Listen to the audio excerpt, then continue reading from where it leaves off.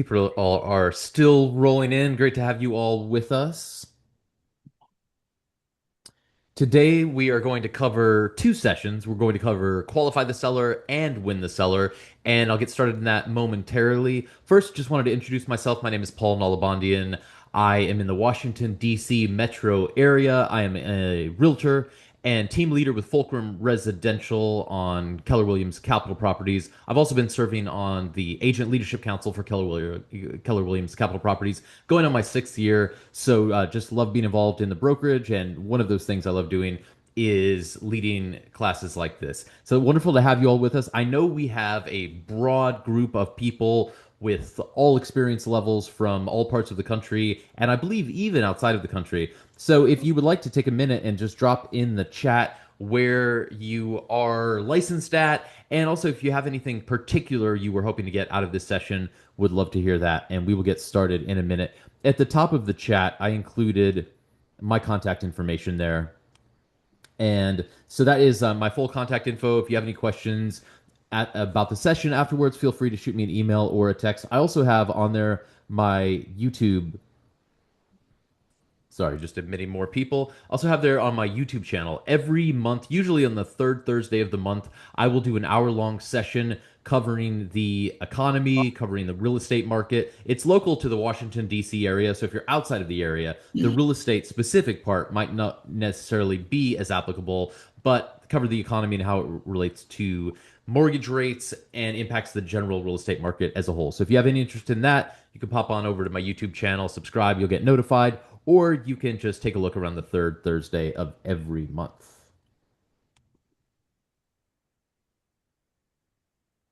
Just going to take a look, see where everyone is from. Wonderful. Welcome, John from Pennsylvania. Renu from Virginia, not too far away, outside of Detroit. Went to school in Ann Arbor, not too far from there. New Jersey, more Pennsylvania, more Michigan. Wonderful. We have from Canada. Welcome, North Carolina. Great to have you all with us.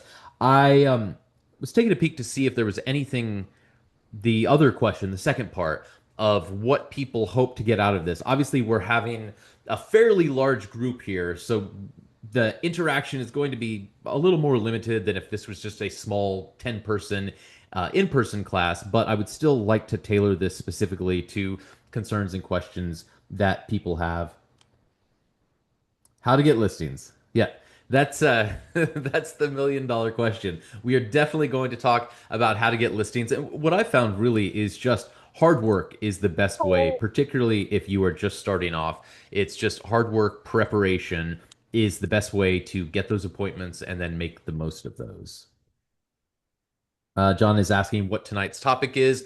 We are doing two sessions tonight. We are going to cover the first one in the first hour, roughly, second one in the second hour. First one is qualify the seller, and then the second part of the session is going to be win the seller. So essentially, how to identify prime listing leads, and then how to capture those listing leads. All about listings. And then just briefly, mentioned I'm in the Washington, D.C. area. I've been in real estate since August of 2017. I've been with Fulcrum Residential and Keller Williams Capital Properties that whole time. I averaged about 10 million a year in closed volume personally. Then Fulcrum, we do anywhere from maybe 125 million to 250 million, kind of varies. We're in a down market, so we're a little lower than we are right now. And the portion of that in listings that I and we do varies, but generally about half. Generally, about half of that is listings. Oh, go blue. Wonderful, Lisa. You are now my favorite. Very nice. Okay, we are going to go ahead and get started. I will do my best to keep an eye on the chat if people have questions as we carry on. Okay. We are starting off with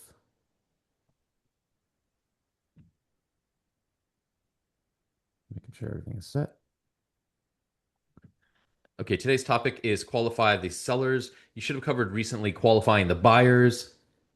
And I would say that when you are getting started in real estate or anytime you don't have the level of business that you would like, going after listings is the best approach to have. And anyone who's read Millionaire Real Estate Agent knows that that is generally the Keller Williams approach, in that if you have listings, once you have listings, you can always get buyer leads from the listing. So anytime you would like to have more business, whether you're just starting out or you've been in this for a while, really focusing on listings is a great way to carry on. I assume I'm sharing screen now that everyone can see that. Maybe just one person in the chat can confirm that you can see the slide deck that says path to production, qualify the sellers. You're good. Thank you so much. Appreciate that. Um, and then also, we have a fairly large group. I think we're running about 100 right now. And people keep joining into the waiting room that I have to admit. So apologies in advance if we have a little bit of stutter steps, as I'm just making sure I'm getting everyone in from the waiting room as they join, which is happening right now. All right, qualifying the sellers. We have notices that just make sure you comply with the do not call lists. Make sure you comply with all of the relevant laws and regulations that govern contacting leads and when that is and is not permissible.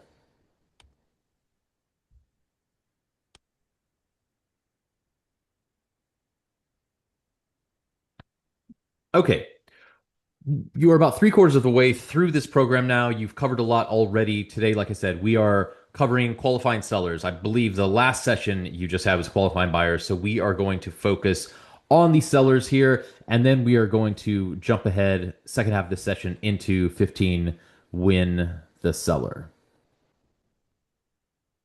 Okay, so to start, the really the focus is find the motivated, find people in a position to sell in the near future. uh, Sometimes stating the obvious is helpful, sometimes it's not. I think that that's relatively obvious. You need someone who is at least considering to sell a home in the near future. One thing I would stray from in the materials here is they talk about kind of looking to someone who might be willing to transact within the next 14 days. And I would just say that listings are so valuable and so important that I will happily schedule an appointment with somebody who isn't planning to sell for 6 months or 8 months, because that will get them in the home. It will allow me to start building camaraderie. I will get them on one of my touch plans. And it's not necessarily with listings. I'm more than willing to make those appointments, even if they aren't planning to sell in the very near term, because if they have real motivation, and you can understand that relatively quickly. Yeah, exactly. I know. John says if they're planning to sell in 2 weeks, they already have a realtor. They definitely should. But generally, if you understand their motivation and realize that there is a valid motivation to sell and that they will be selling at some point, wherever you get in on that process is great. And the earlier the better, because a lot of times you could lock up that listing before getting into a competitive situation. Going back to admitting more people in the room. Okay, so starting off, finding the motivated. What are some of people's, if you could just drop this in the chat, what do you think are the best sources to find motivated sellers, to find these leads? And other than sphere of influence, I mean, I know that that's been covered before, and we should all be working our spheres and looking for business from people we know, like, and trust. But outside of immediate sphere, John says farm area. Farm area is great. They're also expireds, absolutely. Social media, open houses. Yeah, those are absolutely open houses. So those would be what I would say would be the three kind of major things. And farming is something that is a very long-term endeavor. You really need to be willing to be committed to a farm area for at least a year, and to be successful, probably 2 years and beyond, and just have a consistent approach with mailers and in person and all of these things. So I'm not going to touch on that as much here. I'm going to focus more on kind of the shorter term resources. And two of those, which were mentioned here, are open houses and expired listings. And so there are Yeah, and that's true. John mentioned again some people who have been in the pipeline for 2 years. Farming is usually more of a long-term game, not that you can't get shorter-term results. It's just a little more difficult. So when you go to expireds, what better, the same way with open houses when you're thinking of buyers, what better way to find leads than to put yourself in a situation where someone has already raised their hand and already said, listen, I have this specific need for this real estate service. In open houses, it tends to be more buyers. Expireds, it's already someone who said, yes, I need to sell my home. They have failed, and the opportunity is there. The challenge is just competing with other agents. And then going back to open houses, when I was first getting started in real estate, I wouldn't even think of getting listings at open houses. I just thought of it as buyers coming in and people would come in and I would talk to them. And if it was my listing, would try to promote the listing, but wouldn't necessarily be attuned to potential sellers out there. And that has changed tremendously. And with that, my results have changed.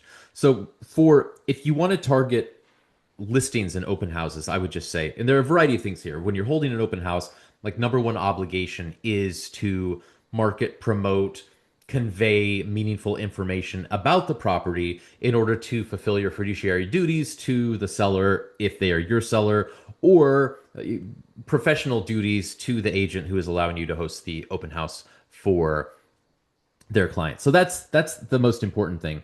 But once you're past that point, once you've kind of done your fulfilled your professional obligations and your fiduciary responsibilities to your client, kind of then beyond that, what is helpful to your business? And I found that by focusing on really, it's like a mental calculation when people walk in the door and you're talking to them. And clearly, the most obvious and easy one is if someone says they are a neighbor. If you're trying to get listings from open houses, if someone walks in and says they are a neighbor, immediately a giant possible listing red flag should kind of pop into your head because it's when you have neighbors coming in, there are three reasons they're coming in that I found is they're just curious. They're just kind of generally curious. They were walking by, they want to pop in. They've always been wondered what Susie's house looked like on the inside, and now they can see it. And so there's just a general curiosity. Then the second is they're thinking of remodeling or updating, and they want ideas. And then the third is they're planning to sell, and they're wanting to see what other homes in the area are like in person, get a little more information. And so then building off of that then, and I'm going to jump back into the process of the format of this session now as to not get too far off track, but just wanted to cover this. So when or actually maybe I should just rewind and do that. No, when you have a neighbor coming in who is thinking about selling, it's not just what you convey to them in the open house. And this is one of those things. So I'm a big proponent of if you are going to host an open house, you should only do so if you are going to put in the prep work beforehand to position yourself for success. And you're also going to put in the follow up work afterwards to position yourself for success. And I'm talking about for lead generation and lead conversion. I'll talk to so many agents who are starting out and they'll say, Paul, I'm doing 6 open houses a week, and I'm just out there killing it and grinding, and I'm going to get all this business, and I'm leaving no stone unturned. And then I'll ask them what they're doing before the open houses, what they're doing after the open houses. And they're not doing anything, or they're not doing much of anything. And so they're working. They're definitely not working smarter. They're working harder, but they're not capturing that. And so I would say if you're doing 2 open houses a week, but you're not fully maximizing the potential of those open houses, then drop it down to 1 until you fully take advantage of. And fully take advantage, the reason I mention this is when we do open houses, and by we I mean Fulcrum, we have giant tents with our logos on them. We have signs and banners. We'll do catered open houses with wine and cheese or beer. And I've done open houses where we were grilling in the front yard, and it's not, you don't have to take any one of these things, but the point of all of those things is we want to make an impact with, I mean, number one, we want to sell the home if it's our listing, or fulfill the professional obligations of hosting someone else's open house. That's number one. But then beyond that, because we're talking about developing leads and converting those is we want to make an impact on every single potential lead who walks in that door, that we do things better than other agents. And today, since we're talking about sellers specifically, if you live in a neighborhood, you see homes come on the market fairly often, and you've probably stopped into more open houses, a fair amount of open houses, and a lot of them are somewhat similar. There's the yard sign in the front. There might be a sign that says open. You walk in, there's somebody standing there. They tell you a little bit about the house. You wander around. So when there's an open house that has a giant tent out front, maybe someone grilling in the front yard, or they've got catered food from here or there, that makes a little bit more of an impact. And then if you go beyond that, what we do a lot of the time is we will door knock with flyers advertising all of this in the surrounding area. And so then you're getting multiple touch points on these neighbors that is showing, wow, like we do things a little bit better. We're a little bit more thorough. We go above and beyond to try to sell these homes. And so that, by the time the seller has walked in the door, then you've positioned yourself very well to have already stood out from the crowd, and it'll just help you kind of get that appointment. And then once the neighbors are in there, usually just from a little conversation, you can find out relatively quickly. Either they'll tell you straight out that they are planning to sell sometime in the near term, or just by asking questions, like not doing all of the talking, just asking a question and being quiet, you can understand that it's really they have more than general curiosity. They're not planning on doing any kind of renovation. And then as soon as you hear that they are thinking about selling, then it's time to move on and try to convert. Okay, now I'm going to go back onto the track of the track and structure of the format. Another great comment. Thank you, John. Another great comment on there. Yeah, when you're starting out, there's no shortage of people who want to take a realtor's money, and there's no shortage of things that you could be spending your money on. But going back to MREA, it's like red light, green light. You really, really want to control your expenses and be careful what you spend money on. And so absolutely, John, 100% true that there is so much, and that's one of the benefits of a newer agent. A lot of times you have a little bit more time, especially if you're jumping into this full time and don't have a full bandwidth of clients yet. You do have extra time, and so while time is money, as long as your time is well spent, then you can absolutely do that. You don't have to spend a lot of money on anything. You could go get a box, not that I'm advocating alcohol consumption, but you could go get a box of Cabernet at Costco, 3 liters for $15, set out some glasses, and then just for $15, you could have refreshments, or do the same thing with sparkling water. And so you could kind of present the same kind of thing with a much lower budget, or you could just stick to something like door knocking, where if you're flyering, all it is having to pay for the paper, or if you get it printed at your Keller Williams brokerage, then usually that's covered as well. So yeah, just some sweat equity in there, and making strong impressions, having you stand out. Jody, Okay. did they call you back? No, Oh, Hold on. no, not yet. But I was just thinking, I went past FedEx. You have to go. And How do I mute? Wayne called? For anyone who's on the phone, good. could you How are check they to doing? see that you are Yeah, I muted? knew Mandy had a little boy, There we go. but Audio. I didn't know that Morgan had another baby. That's nice. Loretta, You can Oh, you wow. mute your mic? They got 4 grandchildren now. Wow, that's nice. Wait, here we go. I think you can I mute don't her. know if they need. I know I Loretta. can. I didn't know Loretta. what's Loretta. going. Loretta. Is she at a house? I Loretta. don't know, and I don't know here, but I have I'll reach out to her because I should give her a gift. So Hold on. Morgan, I don't know why. Loretta, please mute renting right yourself. now, and Miss that she had Loretta. asked me to try to help her baby Miss get in. Loretta. And she gave me a name of one of her friends to contact that was moving here. So I'll follow Hello, up Miss about Loretta. that, but I'll try to see if I can reach out to her. Miss Loretta, But she almost sounded like her Miss husband Loretta. to use some other realtor. Miss Loretta, excuse us, please. Oh, here we go. You I got might it. have the There you go. Sorry. Okay. Apologies there. Good job, Paul. I mean, it only took me half the session to figure out That how could have gone really wrong. Yeah. Yeah, and that's yeah. Note to self: the first thing you need to do in a large presentation like this is find the mute all button because it could have gotten. Didn't turn off my Uh, phone. okay. It's gonna be funny when we see the recording Sunday.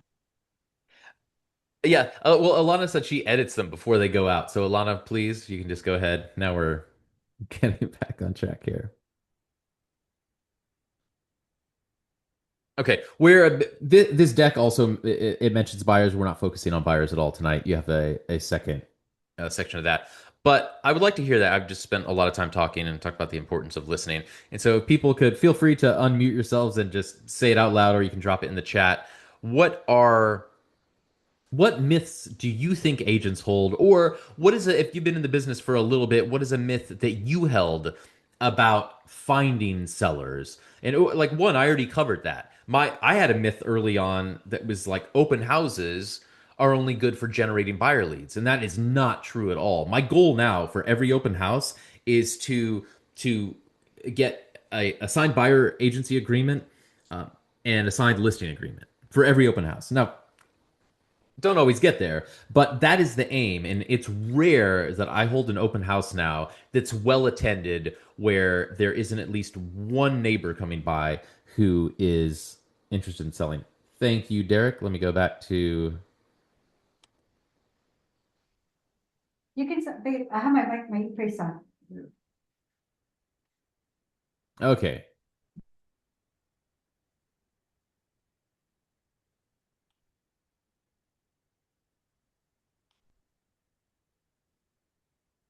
All right, here we go. We should be back on track with the yeah. Another great comment, John. Yeah. Nobody wants to sell because they have a lower interest rate. Things like that, they're just not helpful. I mean, if someone gives you information, if you're door knocking and you're talking to someone, they say, "Oh, I have a 2.6 mortgage rate. I'm not going to sell anytime soon because of that." Then you just say, "Okay, thank you very much," and you go on your way. If somebody presents you with specific information that they're not a viable lead, then you kind of move on. But just having that negative assumption of, oh, there's no reason to door knock in this neighborhood because people probably all have low interest rates and they're not going to want to sell and buy a place where there's 6% interest rate. I mean, that's just not helpful at all. And interesting tidbit related to that, just recently, there was some governmental data released that said right now in the United States, for the first time in years, there are more people with 6% or higher mortgage rates, more homeowners with 6% or higher mortgage rates than there are with 3% or under. Now, there's a huge chunk in the middle, so it's not like everybody's above 6%, but I know a lot of us have thought for so long that we have all of these people sitting in sub 3 mortgage rates, and that's a reason for the slowdown in the market, and that is just gradually changing.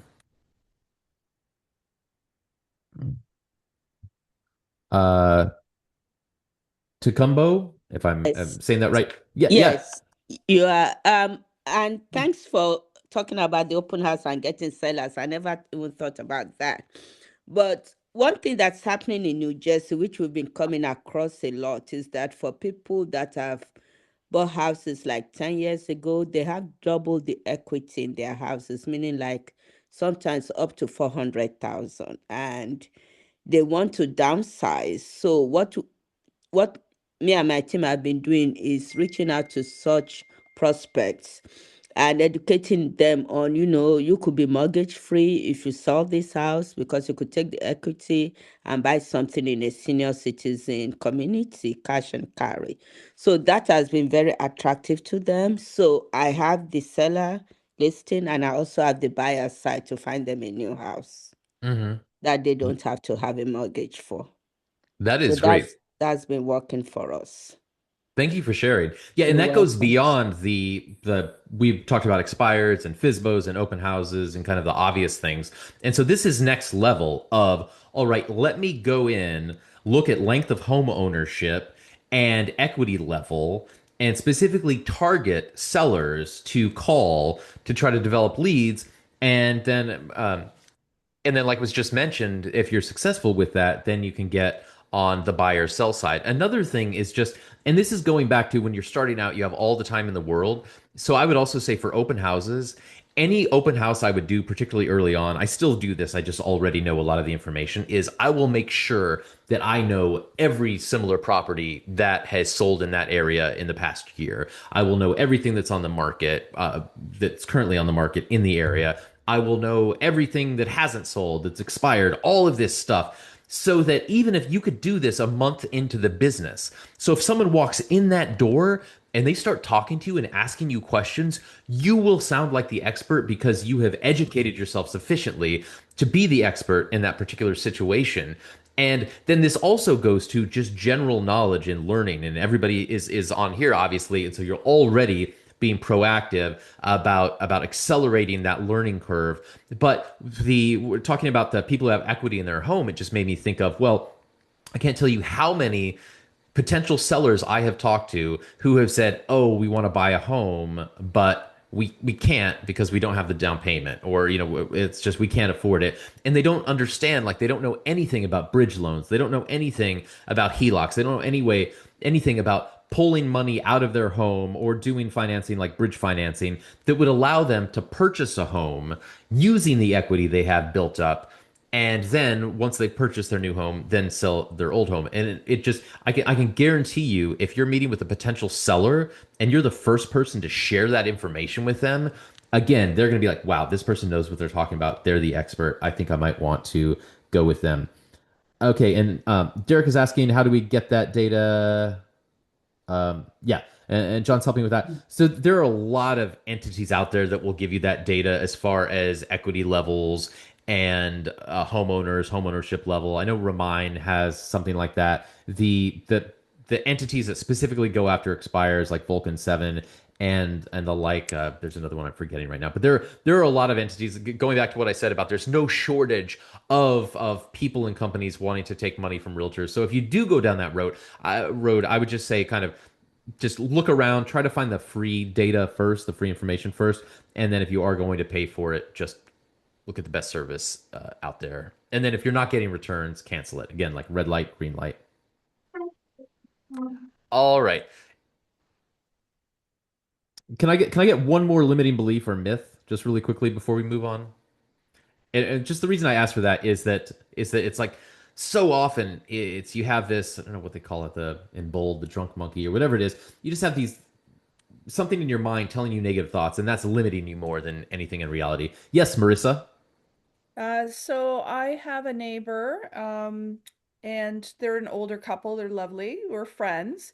And I've been neighbors with them for 20 years. I've become an agent about 2 years ago. Unfortunately, they're not on my distribution list, but I give them cards, like Christmas cards, etc., with my business card. Wait, sorry, can I just interrupt you for a minute there? Yeah. When you said they're not on your distribution list, you're talking about they're not in your database? They're not in my database, and because I honestly, this is probably the myth.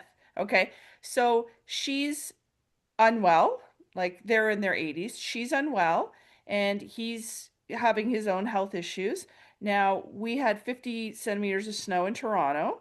I went over and I just shoveled, like I knocked on their door. He was like snowed in.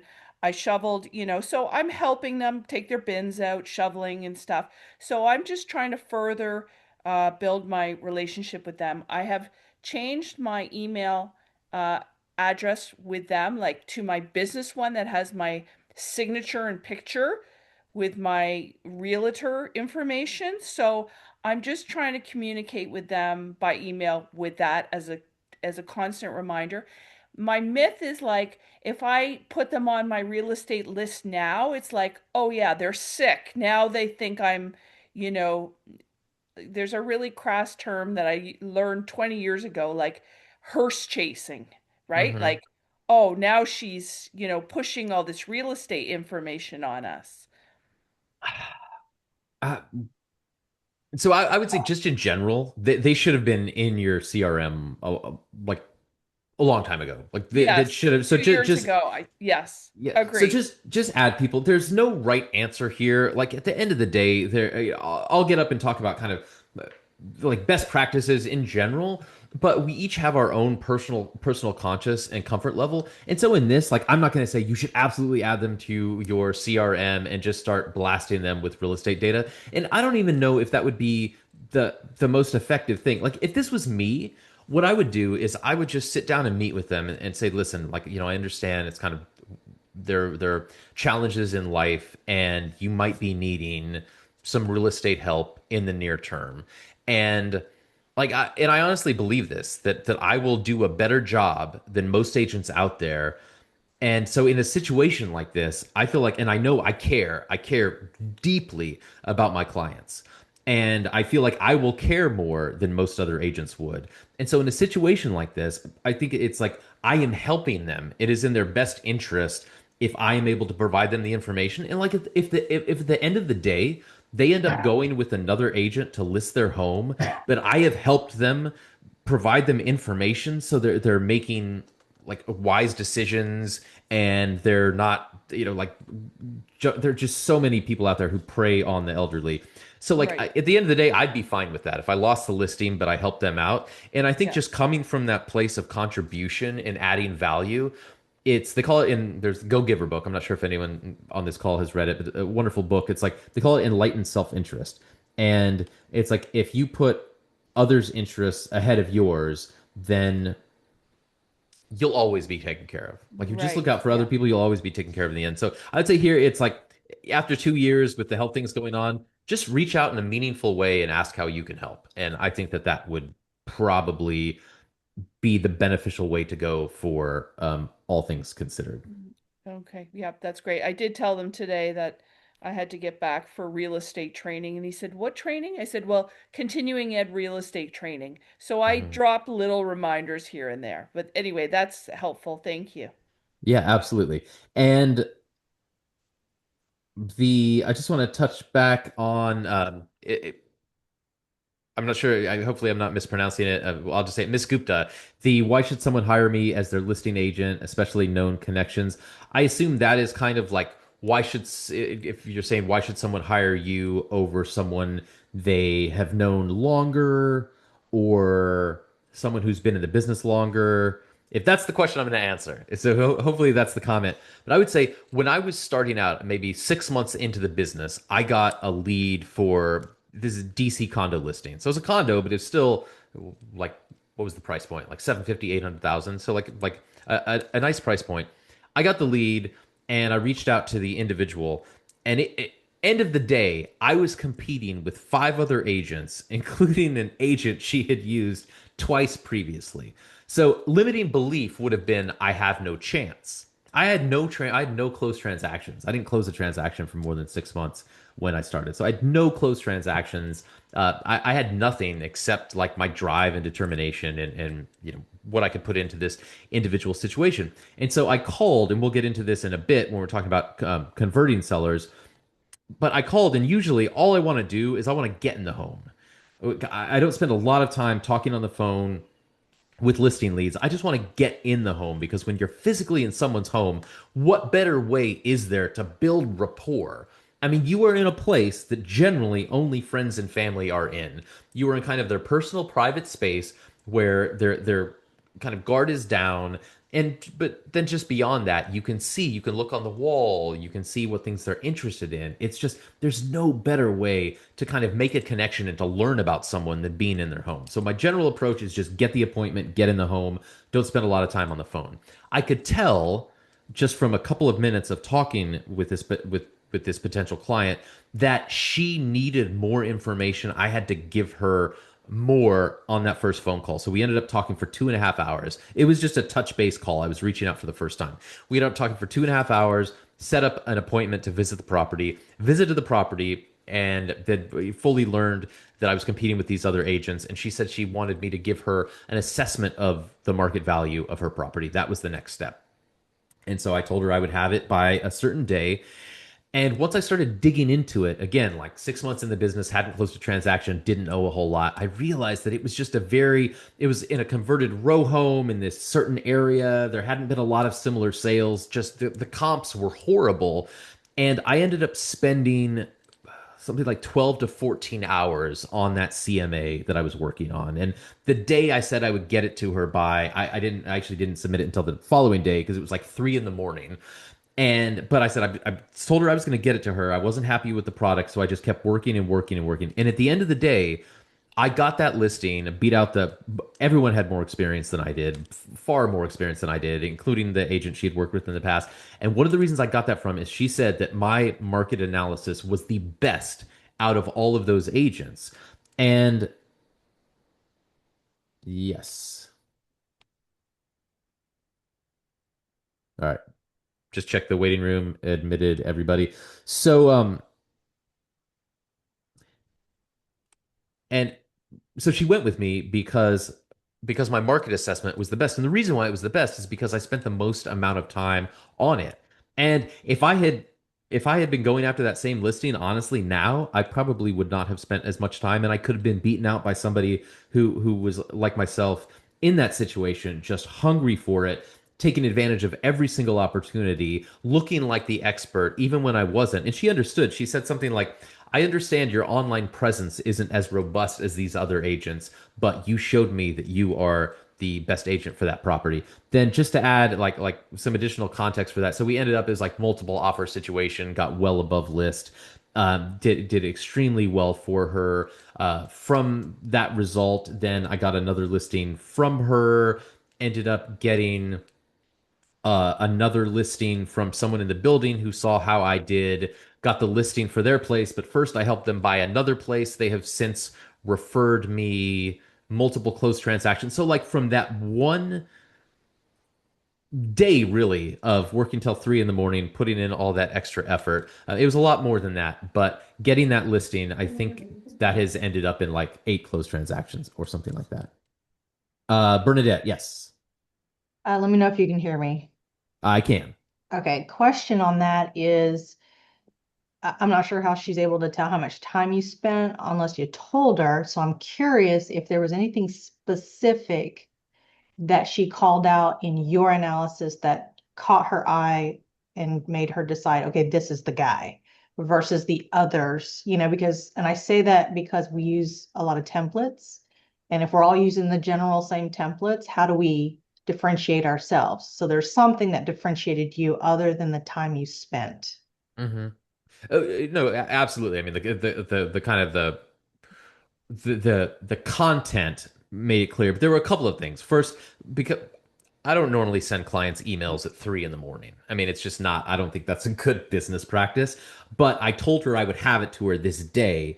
And so when I sent it, I said, apologies for sending this at the late hour. But the deeper I got into my analysis on this, the more I realized there was no easy answer. And in order to give you the best assessment of market value, it was just going to take a lot more time. And I thought I would be wrapping this up by 5 o'clock. Instead, I wrapped it up just now. So I'm getting it to you as soon as possible. So like I kind of in a way that didn't make me sound like I was procrastinating or something. It was just that, so it was clear. But then also, I knew from that 2.5 hour phone call we had the very first time, I knew that she was incredibly smart, incredible attention to detail, that she would be analyzing everything. And she had multiple appraisals done on her property. And so I told her, like, in addition to doing my CMA, I broke down why the appraisals were not accurate. And I addressed every single property that was mentioned in the appraisal. And then in my CMA, I told her why.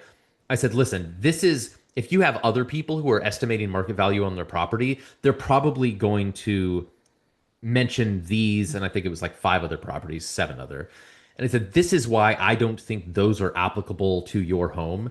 And I included a lot of extra context like that because the easy route would have been to pull in these other similar, like quote unquote, similar sales nearby that had happened in the prior months. But they weren't truly comparable. The buyer looking for that condo was not going to be the same buyer looking for these other ones. And so it was just from the totality of the information I provided to her, in addition to the comments that I said, it was clear that there was a lot of thought, a lot of detail, and a lot of like good analysis. Even though when I started that, like if I was just having a general conversation about the market in that neighborhood with an experienced agent, just on the street, I would have had nothing to add. But by the time I submitted that CMA, I would put my knowledge of that segment of the market up against anybody's because at that point I knew everything that was relevant to know. Okay, so it sounds like you dug a little bit deeper than the other agents that presented their analysis. Yeah. Okay, that Yeah. makes, that's good. Good, good, good. Thank you. But yeah, early on, I mean, if you have a viable listing appointment early on, I don't think you can spend too much time preparing for it. Because when you're analyzing the market, I mean, that's just going to help you ramp up your knowledge of the market in general. So as long as you're making effective use of that preparation, I mean, I honestly don't think you can spend too much time prepping for that, and it will bear fruit. Like unless you have too many appointments where you're having trouble even meeting the physical time of those appointments. Unless you get to that point, just spending time preparing for those appointments will be really beneficial. Okay, now we're gonna jump ahead and just uh, run through kind of where do people find their agents. Again, you already covered buyers, so we're going to jump about that. So they break it down here in showing from first time sellers and repeat sellers. You know, where do they find their agent? And you can see here that it's above 30% from a referral. So for repeat sellers, it's a little lower. It's about a third. For first time sellers, it's a little higher at 47. Previously used agent. You can see that's below a third, and then personal contact, referral from another agent, website, visit, all of that stuff. So, one thing I want to note here, also when you're gearing up in the business, used agent previously for a transaction, like you see that number, first time sellers, it's 24%. I mean, obviously, if it's your first time selling, you're not going to have a previous sales transaction. You might have had a buy transaction when you purchased the home. Or for repeat sellers, it's 31%. And so that's just like little side note of where do you get these, and it takes longer in the business before they start bearing fruit. But really, just stay in touch with your clients and your past clients. How come you don't go up there? Wait, I'll try to be a little quicker this Because I'm time. gonna go restroom. I want to go to the bedroom. Okay, yeah, that only took me about 20 seconds to mute that time. Slowly getting better, folks. Thanks for sticking with me. All right. So this is just like a side note. Stay in touch with your clients and past clients. I can't tell you how many times. Like, so now I've been in the business 8-ish years, and this happens so often now. There will be people, past clients of mine from years ago, that I've invited to every event I've done for years.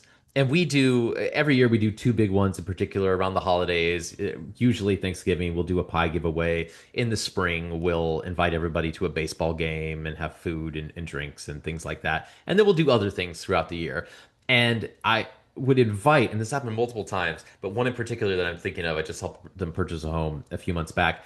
They, half the time they wouldn't respond at all. Half the time they would say they couldn't make it. Like literally years, they never came to any of these events, and just invited them to stuff. But I would keep the touches, and then just kind of out of the blue, not in response to any specific communication, but out of the blue, they reached out to me. It was like, "Hey, Paul, we're our condo's a little too small that you helped us buy. We need to buy a bigger house. Can you help us out?" And that's happened so many times just because I stay in touch with my sphere, stay in touch with my past clients, even when they're not responding. And that is key. Even when they're not responding. Like, for anyone who's been in the business for a while, they will just tell you endless stories of people who they never even got so much as a hi back. And they would think just these people weren't getting their communications or didn't want them or whatever. And then out of the blue, they would just reach out to them and ask them to help them with a real estate transaction. So what are these numbers specifically, now that we're digging into kind of what the data from NAR is telling us? What do these numbers tell you about where you should be looking for your business from?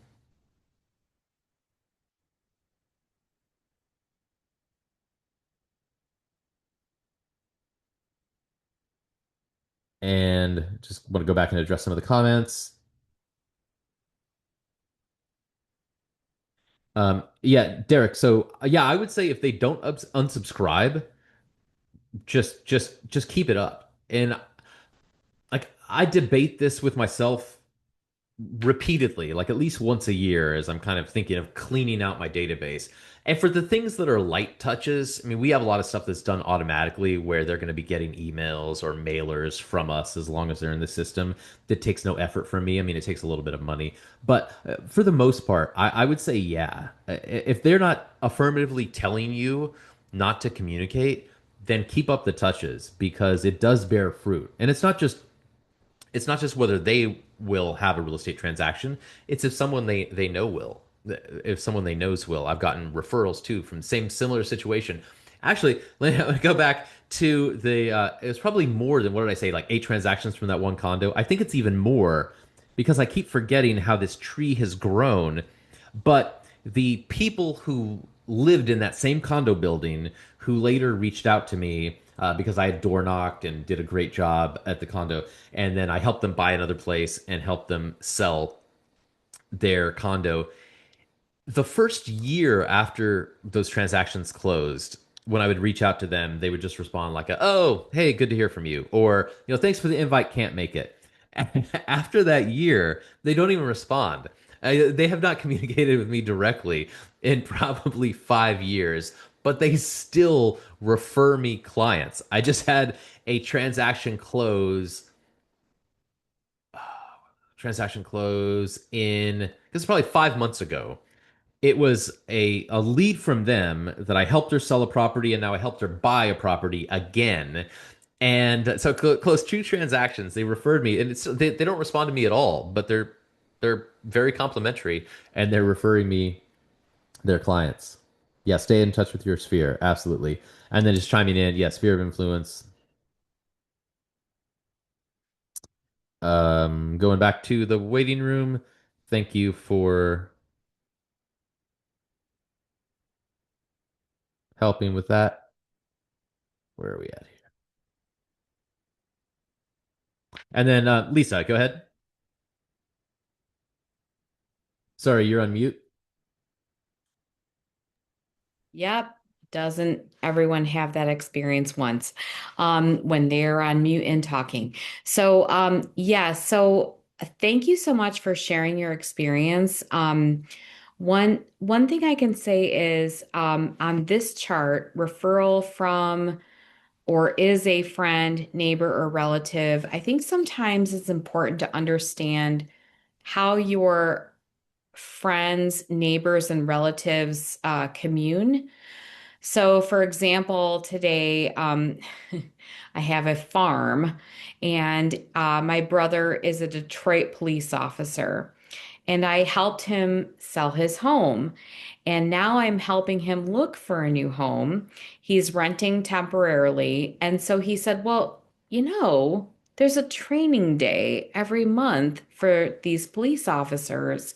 Why don't you come and would you like to talk about real estate? I'm like, I volunteer as tribute. And I would have never thought about that. So now once a month, I go in and I talk to the police officers about real estate. And then today I brought in a lender, which was awesome. But I also want to circle back on the seniors. So I'm involved in a couple different chambers. And one of the chambers that I am involved in, their Parks and Recreation director was looking for someone to put on a lunch and learn for seniors that have to transition out. So, Vicky, this one's for you. Vicky is also on our call. There is a senior in one of my neighboring towns who cannot go up the stairs anymore. He has to have literally the fire department come in once every other week to carry him up the stairs to check on his upstairs. That's not the right fit for a senior. And so when we were talking about limiting beliefs, I was like, well, I don't have my SRES designation yet. I'm not the expert. And yet, I was taught by our assistant team leader in our brokerage, like something is better than nothing, right? This guy has like literally no quality of life because he's living in a 400 square foot space. So I have proceeded to design this lunch and learn, even though I'm a brand new real estate agent. I did have some underwriting background in my previous career life, but um, people are looking for guidance. They are looking to know how to meet their needs. If I'm a senior and I'm looking around and I don't know the first step to moving, how do I get there if I'm so overwhelmed?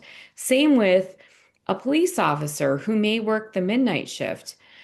I can't get to the bank during the day because I'm sleeping. And so, how do I even know if I qualify for a mortgage or if there are grants available? And then, once I figure that out, who do I want to, talk to as a real estate agent? So, I'm sorry Mhm. to take up so much time, but like when I look at this list, I think there's a broader list, but I think if we can all explore like who are our friends, our neighbors, our relatives, how do they commune, and then where do we go from there to connect with those communities? I think it could be a thing. Hmm. Absolutely. Yeah. Thank you for the contribution, Lisa. And that is tremendously that is absolutely true. The one thing I would say to that is be careful in how you spend your time, or not careful. The better word is be intentional. And it sounds like you absolutely are. But I just know I've talked to some agents who will every week when I talk to them, they have a new idea for something they're getting involved with, and they never, it's like they start it, then they get involved in something else, and they never spend a meaningful amount of time, where, like I said, not the case with what you're doing and starting the lunch programs and continuing. And so that's what one of the other takeaways I got from what you were saying is, like, here there's kind of the saying, like, don't decline the offer you haven't received. It's like, don't decline the lead that you have. It's like, don't just assume something is going to be a lead or something is not for you. It goes back to what we said, or the question in the chat about, like, if someone's in your database and, like, if they don't unsubscribe, you just keep them on there. Like, if wait for somebody to decline your representation if they are a viable lead before you just self-select and opt out. And then going, just want to touch on before we move on, the referral from a friend, neighbor, or relative. And that is like that, it's so important. I'm like, my whole business model is I just want to work with people I like, know, and trust, people they like, know, and trust. And yeah, I'll pick up people from open houses, and that's great because you can really target demographics and price points and all of that. But when it comes to my sphere, and this is so important because not every agent does this, and it's just shooting yourself in the foot. When I am going to an appointment for a friend or a relative, it's like the closer friend or relative they are, the more professional and the more prepared I am. Because the last thing I want is for them to think that I am taking advantage of the relationship. Because for me, it's like the relationship is what got me in the door, but this is a professional situation, and they are going to make a professional analysis because a lot of money is at stake. And I don't expect anybody to go with me simply because I've known them for a while. I expect to have to prove it. And I lost out on a listing a little bit ago, and it was from someone I'd known for a while, and they were apologizing to me for going with someone else. And I said, you absolutely don't have to apologize. Like, if you chose to go with someone else, it's my fault because I did not communicate my value to you sufficiently. And then, just side note, if that ever does happen, like, try to get as much constructive feedback and detail as you can to understand where it is that you messed up or maybe didn't provide them what they needed so that you can make a do a better job kind of next time around. All right, moving forward.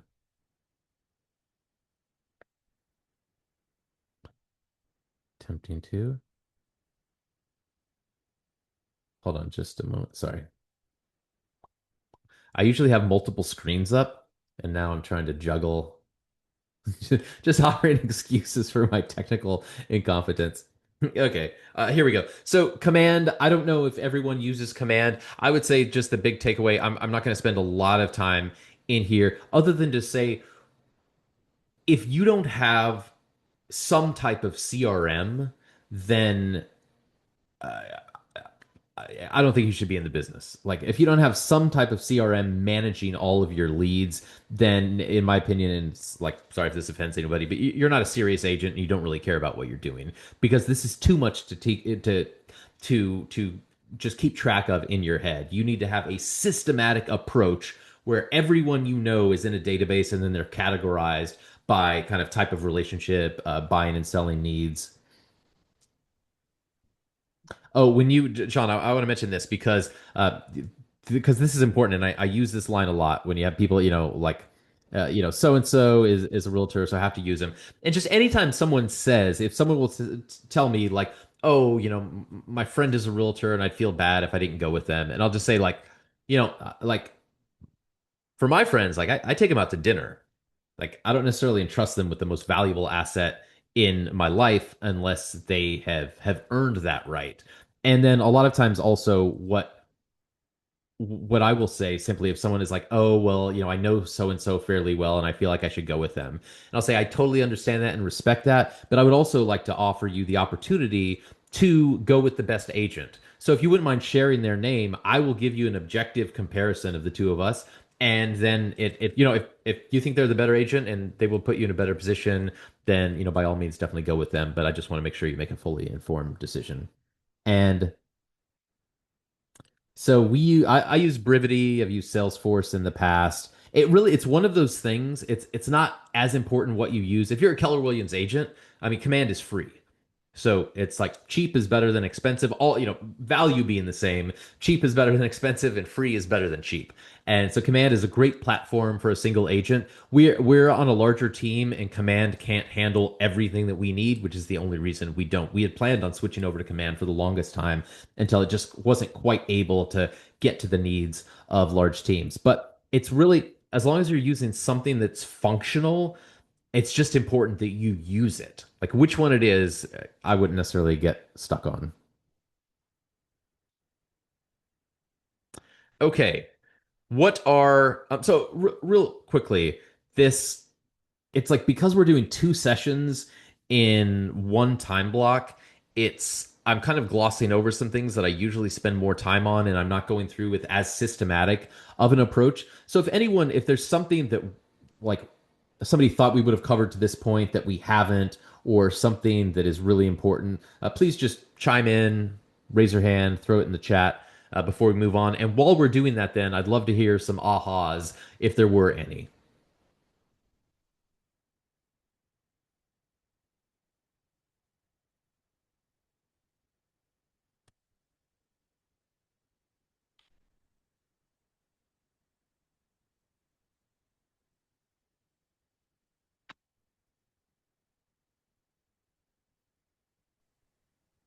Keep the touches going. Keep the touches going is absolutely. I mean, that should be if somebody's going to write a biography of their real estate life. Keep the touches going would be a good one.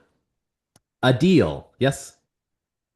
Yes, I have my aha moment was when you dig deep into the CMA. I mean, you were putting some effort and that paid off. So my question is, as a new agent, actually, I don't have the CMA or the command account right now. I am working on it with Keller Williams Marketplace here in Dallas. So in order to be a very good CMA person, what should I do? I mean, and to maybe uh, equip myself a very best person who does the CMA as part of the agent um, thing. So, what are your recommendations for that? Dallas is a little bit of a different market, and I don't know it extremely well as far as kind of the distribution of home types. My feeling is, at least from like, I mean, I've been there, I've spent some time there, I know some people who live there, but I think there are maybe more developments than there are here, where you have like kind of larger developments of property where there are six models, and so there's a little more similarity in the homes. And if that's the case, it makes things a little easier. But in general, just the most basic things for like in order to increase your proficiency with the CMA, really anything that increases your knowledge of the market will be beneficial to that. And it's time well spent in so many different ways. In addition, even if it's like, okay, you're preparing for a listing appointment, and so you're doing a comparative market analysis looking into it. Well, that's not just going to benefit you for that listing appointment. That's going to benefit you whenever anything else comes up related to that same market, hosting open houses in the area, running into someone on the street and them asking you a question about a similar type property. So that knowledge base is extremely, extremely valuable, and you create that knowledge base by looking at properties on the market, going into just going in, doing agent previews, seeing as many properties in person as you can, seeing like how quickly they go under contract, what they sell for, how that varies from what you saw. Like, sometimes you'll see something on paper, then you'll see the property on person, and then you see the result, and you're like, oh, that result wouldn't have made sense if I hadn't seen it in person, because now I understand this and that. And then the more you do that, the better you'll be able to really get a better assessment of the property just from looking at the listing online. And then just like look, see what's available, see what's selling, see how quickly things are selling. And just the more you understand what's happening in the transactions in your relevant area, then the more quickly you'll be able to make those market assessments, because you'll already have that institutional knowledge base. Yep. Thank you. Absolutely. Thank you for the question.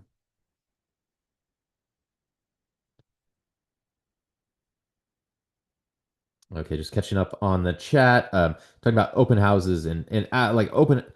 If you're a new agent and you're not doing open houses, the only justifiable reason to be a new agent and not be doing open houses is if you have more business than you can possibly handle. Like, I personally, I hate open houses. And it doesn't make sense why I do. I just don't like them. I don't like putting up the signs. I don't like taking down the signs. I don't like hanging out in a house and not knowing whether, people are going to come in, people are going to like all of these little limiting beliefs, which are nonsense, because it doesn't matter. If no one shows up at the open house, it doesn't matter. You can still use it for social media. You can still use it for a variety of ways. It can still be an extremely worthwhile use of your time. And so I don't like doing them at all, but I still do them. Whenever I don't have the level of business I want, I will do open houses, and I will do a ton of prep, a ton of pre, and a ton of post, because there's just no easier way to get transactions in the near term. I mean, there's just no easier way. So if you're a newer agent or anyone who really has a business level that you're not happy with and you're not doing open houses, I mean, it's one thing if maybe you've been in the business for a while and you're not doing open houses because you're spending all of your time calling expireds, and that is bearing fruit. Like that's fine.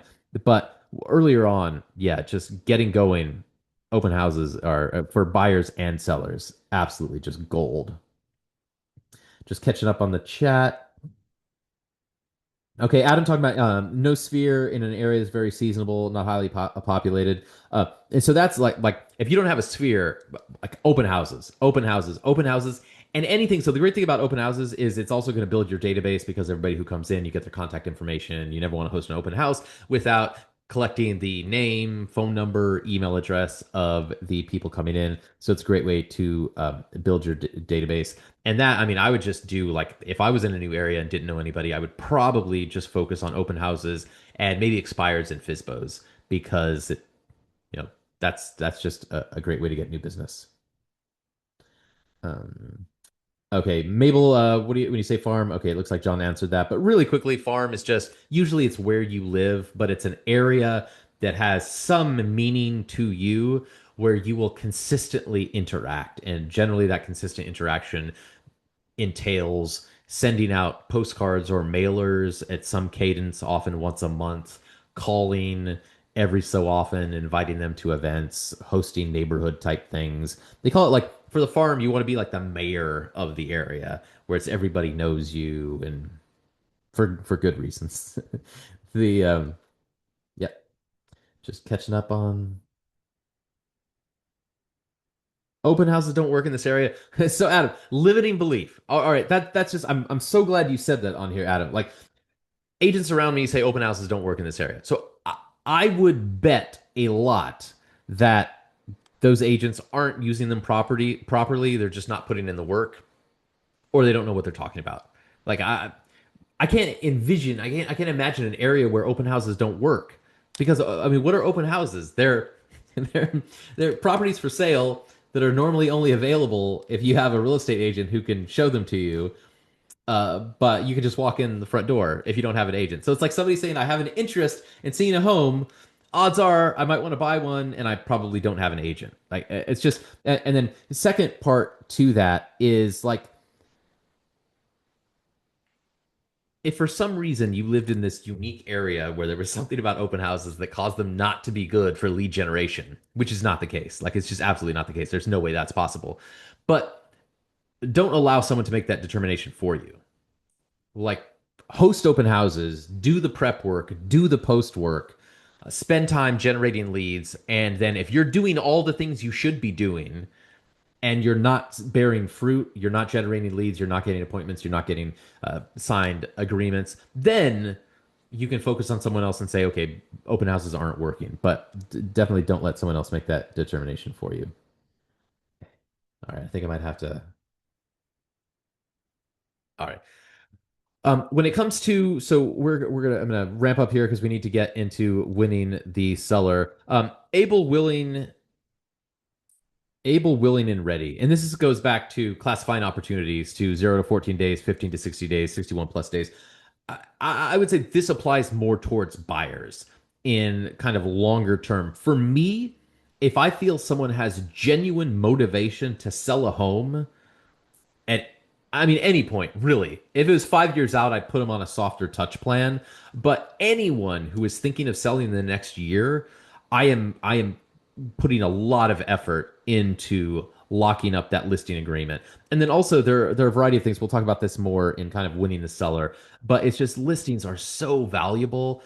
And I can tell you also from experience, when I have had a more relaxed approach of I'd have a listing lead, they weren't going to sell for a year. So I would, reach out every so often, but not trying to get an appointment, not trying to get the listing agreement. And the next thing I know, they've signed with someone else. So I would, anybody, like I would say a hot listing lead is anyone planning to sell in the next year.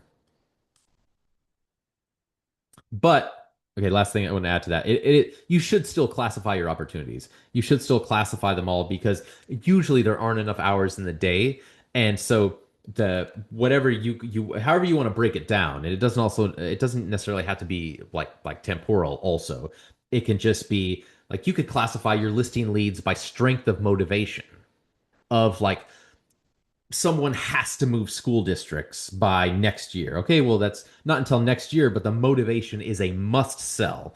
And so for me, I would consider that hotter than someone who's like, well, I might list next month, but I might not. Okay, so yeah, that opportunity might arise a little more quickly, but the motivation is somewhat questionable there.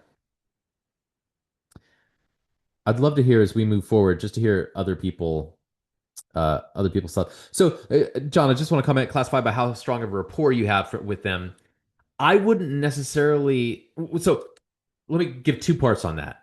In an open house, I definitely will prioritize my follow up on how strong of a connection I make with them because that's directly related to the probability of me converting that lead. And so I will like in real time at the open house, when I make a really good connection with somebody, I'll already be like, I might be sending them something of value in the open house or calling them when I get out of the open house. So absolutely for open house leads and something like that, where you just meet them on that day, and they might be going to 10 other open houses over the next day or 2 or week. Like you absolutely want to prioritize for rapport. Beyond that, though, I would say maybe advise against it simply because in lead follow up, it's like you're trying to build rapport. And so if you're not focusing on the people you don't have rapport with, you're probably never going to get that if you're not putting in the specific work. Okay. So Amy's question about touch on techniques for nurturing someone who expressed wanting to list within the next year. That really depends on the specific situation. But in general, I would advise reach out to them with value. And so if they're talking about selling within the next year, let's say if you happen to get a listing that was something similar in a similar area, you could reach out to them, with the consent of your seller as well, and just say, hey, I have this listing coming up. It's going to hit the market in 4 weeks, but I can show it to you today if you'd like, or tomorrow. Like, give them that value add. And so not only is that something that they would probably want to do, but then it shows like, oh, well, you're a successful agent. You're also listing other properties in this area. Or if you don't have the listing, you can do other things. You can host open houses in that area, invite them to the open house. Say, hey, I'm having this open house. It's a block from you. I thought you might be interested because it's similar to your home. Open house starts at 4, but I can get there a little early if you want to pop in at 3:45. With the consent of the client, of course, or whoever's open house it is. Or you can just send them information about stuff that has been going on in the area. You can also do automated market reports. So I would say like focus on just adding value so it doesn't seem like you're just kind of checking in to check in because they want to sell a house. But then also if they're approaching the timeline that's set out and that timeline is concrete, then I would be a little more forceful and just say, "Hey, I remember you said you wanted to list your house, by next month." And it's like we really should be putting in a framework to make sure we're prepared and that everything is happening in a timely fashion. So how about I stop by tomorrow and we talk about it? Okay, thanks.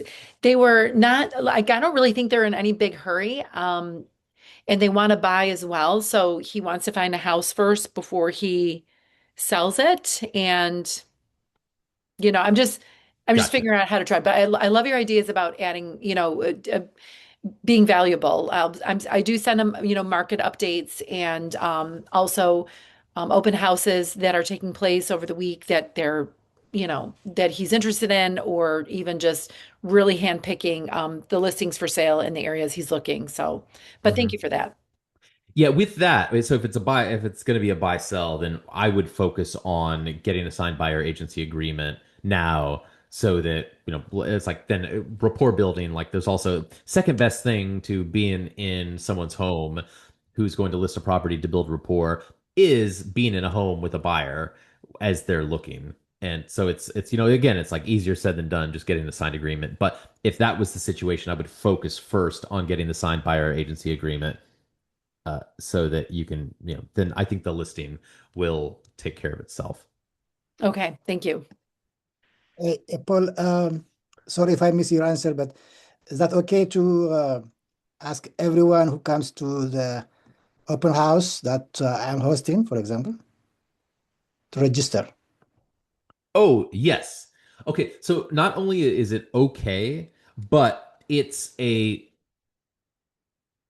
you decide to ask for contact information, then it is a fair housing violation if you don't ask for it from everyone, because then you are treating people differently. And that can lead to, I mean, it's like, yeah, you could probably do it and you'd be fine. But I would just say if you were going to ask for people's contact information, then ask it for everyone of coming in the home. And so what I do is there are a variety of things, and I require contact information for everyone who comes in the home.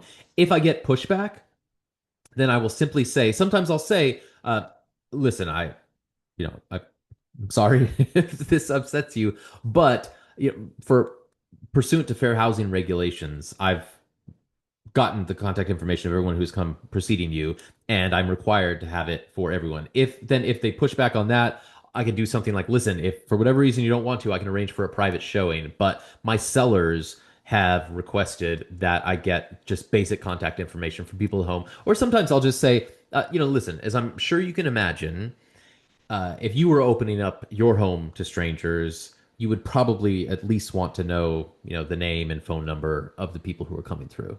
And usually they're just like, okay. But I mean, it's true. It's like you're opening up a home to a complete set of strangers, and just for kind of security reasons, in case anything might go awry, it's helpful to have that basic information, even if, for our purposes, it's for lead generation. Okay, going back to Command, just there are a variety of touch plans that they have, but just take away if everybody's not using Command. Whatever you're using, you should have some type of automated type approach or plans that you apply to various leads depending on where you categorize them. And talked about timing wise, whether it's buy now, buy a month from now, a year from now, or whatever the system is you use to create the hierarchy for hot, cold, moderate, whatever your system calls it. It should be set up to where the leads that you feel are most likely to result in signed agreements in the short term, those are at the top of the pile, and those are the people who have your most meaningful touches, the most frequent touches, the most impactful touches, and then you kind of go from there. Because if you have someone who's just like a nurture you want to stay in touch with, but they're not going to result in any kind of short-term business, you don't want to be focusing all of your time on that at the expense of things that are going to result in viable leads. So you definitely want to have some kind of hierarchy within your CRM and then task them to plans accordingly and structure your lead follow up. And that also, like, we have reminders and tasks in our system that will then tell us to call people every so often, and that's always part of the touches here. You see like the 4 quarterly phone calls, and then there are also emails and other things, and then more impactful like in-person type events. Okay, qualifying sellers. This is something, one of the things, and just for people who are newer, just like join as many of these as you can. Talk to as many people who successfully list properties as you can, and then take what you feel works best for you, incorporate that, and then things you don't think will work well with you, like you could try them out if you want, but don't. And this is here because I don't follow this approach. There's not one right way of doing things. For me, if I know that the person I'm speaking with owns the property, like I'll check in the tax record to make sure they have the deed, and they seem to have some interest in selling, I will set up an appointment to go to that home because it's a valuable enough use of time for me. I've never done anything like these pre-listing questionnaires and getting all of this information beforehand because I want to spend the time getting that information in the home. Like I said, I feel like when you are in the home, that is the absolute most valuable time.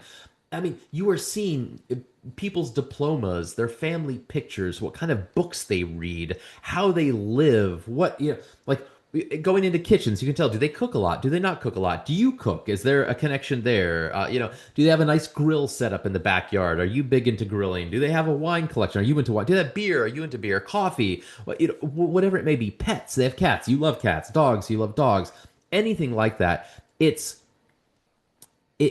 impossible if you are paying attention and observing in a home to not find just multiple areas of common interest with the potential client. And so that's why I don't ask a lot of these questions beforehand, because I want to get that information in the home, because that is the time. Like I will happily, and this is another thing, like in Bold and other people propose, I think they're top agents who propose like they want their listing appointment to be 30 minutes or 60 minutes, no longer. I will happily spend 2 hours in a home because I feel like that's time well spent. And I would rather spend 2 hours in a home and have and get that listing than do 2 listing appointments in 2 hours and get neither of them, or do 4 in 2 hours and get none of them. And so for me, I don't do this, but that's not to say that's not the right approach. It's just it's what works best for me. Other people who are more like, if you're not kind of the more engaging in person, trying to make that personal connection, if you're more of a you win the day through preparation and thoroughness and attention to detail, then this could be your best approach. You show them that you are spending time, that you are valuing the enormity of this transaction and this life decision that they are considering bringing you in on, by showing your thoroughness and your attention to detail and your preparation. And so I would say, depending on your personality type and kind of where your strengths are, this very well could be a great approach. I just don't feel like it's the best use of my time, and I've never done that.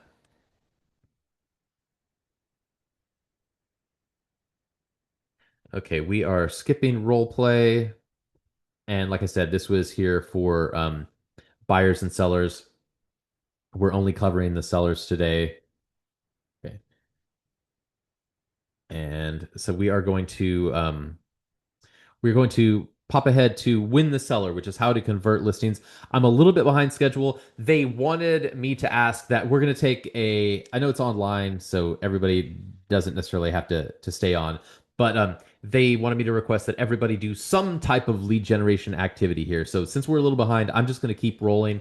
But if you would like to send, it would be great just to send like 5 text messages or 5 direct messages, or do a social media post related to this or related to something, just something that might be reaching out to potential leads or exposing you to potential leads. Oh, going back, just one thing again, I wanted to touch on with the open houses. open houses are so valuable. And going back to the open houses don't work. So even if you're a new agent and you have limited opportunities and you don't have any transactions, like I said, I didn't have a closed transaction for more than 6 months when I started. Hosting open houses is a great way to make it seem like you're a very successful agent. Now, I'm not saying be misleading. You should never be misleading. Our professional responsibilities and obligations require that we not be misleading. But I will tell you, if you host open houses and you promote them on social media, most people who aren't agents are going to think they're your listings. And they're going to think you are the busiest, most successful agent out there. And so that's another great thing about kind of being able to choose the demographic, the area, the price point. You could, if you're able to, if there are agents who will let you, you could host luxury open houses or open houses in a higher price point, post it on social media, and even if you aren't getting signed buyer agency agreements and close transactions immediately from those open houses, just the social media and marketing promotion you can be getting from them can necessarily be bearing fruit.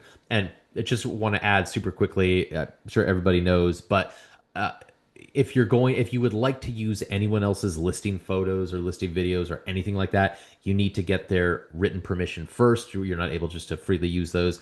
And then also it's best practice to, if you want to promote from an open house and it's not your listing, just get sign off from the listing agent, even if you're going to be taking your own pictures and video. And the way I couch it is just like, hey, this is an amazing listing. I want to promote it on social media. Obviously I'm going to tag you guys and talk you up as well. Does that sound good? And they're happy to do it. And it's also helping build relationships with agents, which is great. Um, and yeah, Danielle talking about help you get comfortable talking to people and finding out what questions or people will normally ask. Absolutely true. Absolutely true. It's kind of like in the appointment is not the time to be learning how to do things. Like it's good to have things down. And so it's a lot lower stakes. And you might be missing out on good leads if you aren't crushing your open houses and coming across really well. But it's still a great way to get a lot of reps and information. Caroline, yes? Quick question.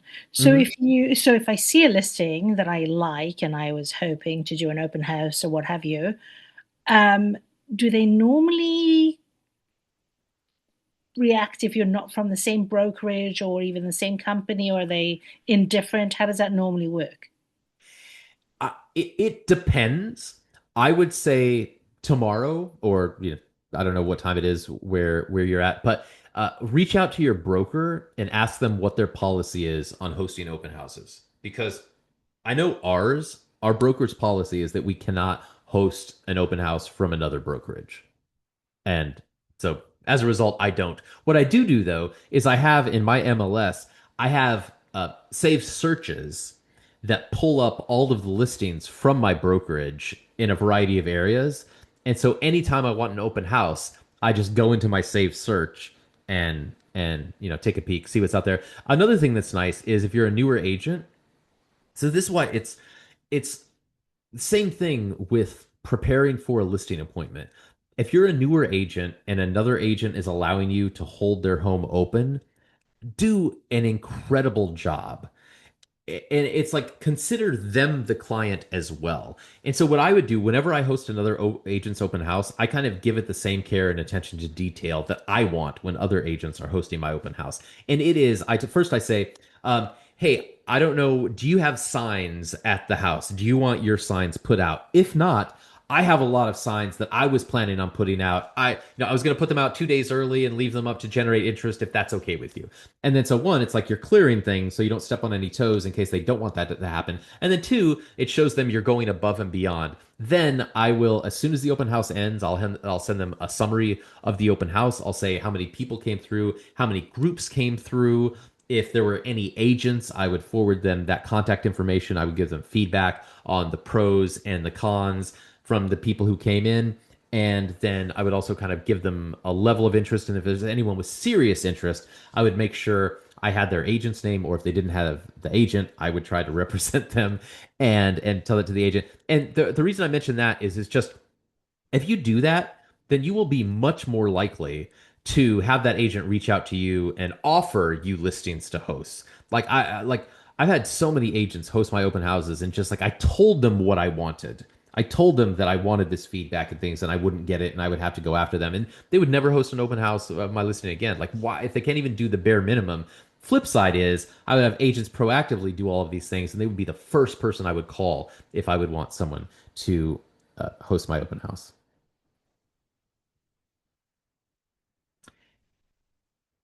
Any other questions before we move on?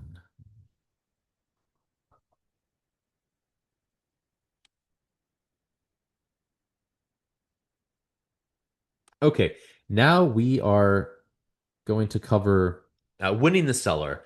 And some of this, because we were doing the hybrid, I already touched on in the first part. And that is, and I would say, if you have the time, if you don't have too much business, every viable listing appointment you get. So first of all, if you have someone who plans to sell their home anytime in the near future, consider that a viable listing lead. And then when you get the appointment, spend for a newer agent, I would spend at least 6 hours preparing for that appointment. When I was newer, my standard thing was if I had a listing appointment, I was spending a day preparing for that appointment and just learning everything I could about the market in the area, if there were homes that were on the market in the area, going in their home. Because the thing about people who are selling their properties is like if there are homes that have been active on the market in their neighborhood, they've probably been in them all. They've probably gone to all of the open houses. And so if you're sitting there in their home and you're trying to get their listing and they're telling you things about these homes that you don't know, it's hard to look like the expert. And I say that from experience. There have been times where I haven't been physically in properties in an area, and then I'll have a seller talking about it and they'll be saying things and they'll be like, "Oh, this wasn't apparent from the listing photos, but XYZ, it'll be clear I didn't know that." And it's not that you can't overcome that, but if you have the time, and then you can reverse it, you can turn a negative into a positive in that you can proactively talk about, well, so this is how. I don't know if you've seen 123 Main Street. On paper, it might seem like a good comparable to your home, but in fact, the basement ceiling height is only 7.5 feet. And this is where you're better positioned, and then you're coming across as the expert. So if you were only to take away if you're only to take away two things from our 2 hours here today, it'd be like open houses are a great way to generate business, and you can never do too much preparation for a listing appointment as long as it's productive preparation. Okay, all of the notices again. I know you all have these decks, so not going to spend too much time reading through this. We already covered it, but just follow all federal and local laws and regulations. Don't call people if they're on the various registries or protected by the telephone communications. Forget what the PS Act. All right, we are kind of in the finish line here as far as getting to the later end of the process, and that is converting these sellers. And so kind of first step is you identify viable leads, then you get the appointment. I've explained how my process is I just try to get that appointment. I just try to set up a time where I can get in the home, and I don't do a whole lot of preparation as far as talking to the seller beforehand. I do a lot of preparation on my own time to prepare myself for the appointment, but that's kind of my first thing. Then we talked about kind of the pre-listing packet. That's also something that there's no right answer. Sometimes people will do the pre-listing questionnaires like I talked about. They'll also send a lot of marketing materials along beforehand.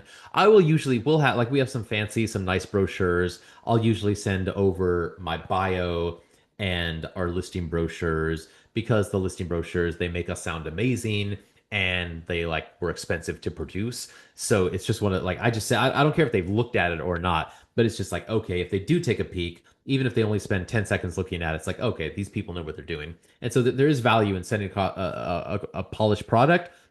My one takeaway for that would just be, don't send anything as part of a pre-listing packet unless it just looks amazing or sounds amazing. If it looks like kind of amateurish or not that great, that's just going to start you off at a deficit. So then from there, you go for the listing appointment and you try to get the listing agreement. We'll talk about different people have different approaches on getting the listing agreement signed. Again, there's not a right answer. There's just what works best for you. Then we're going to do a recap and ahas. Okay. I skipped over, I glossed over the Gary Keller quote. So, in fairness to Gary, we're going to read it this time. While leads are vital to your sales business, seller listings are critical to your ability to build it to its highest level with the lowest cost and highest net. We talked about this at the beginning, but leads, listings, leverage. If you would be well served not to focus on anything other than listings early on, because listings will get you buyers. Now, listings can be harder to get than buyers, so I would recommend a more balanced approach with the open houses. But if you can get listings early enough, then you're just hosting your open houses, and then you'll be getting buyers from all of your listings, and you can generate like a balanced collection of clients only from going after listings and then developing buyers from those listings. All right. They talked about, A, qualified sellers, able, willing, and ready to do business in the next 14 days. Yeah, stretch that timeline out. Like anybody for me, like I said, it's motivation. I assess the motivation. If someone's just like, if someone says that they're looking to sell and they name a figure for their house that's completely unrealistic, and I believe them, then it's like, okay, that's not going to happen anytime soon, and I just put them in the box accordingly. But if someone has a real motivation to sell, even if it's not in the next 14 days or 30 days, and I think it was like John mentioned, if someone's planning on selling in the next 14 days, they've already got an agent.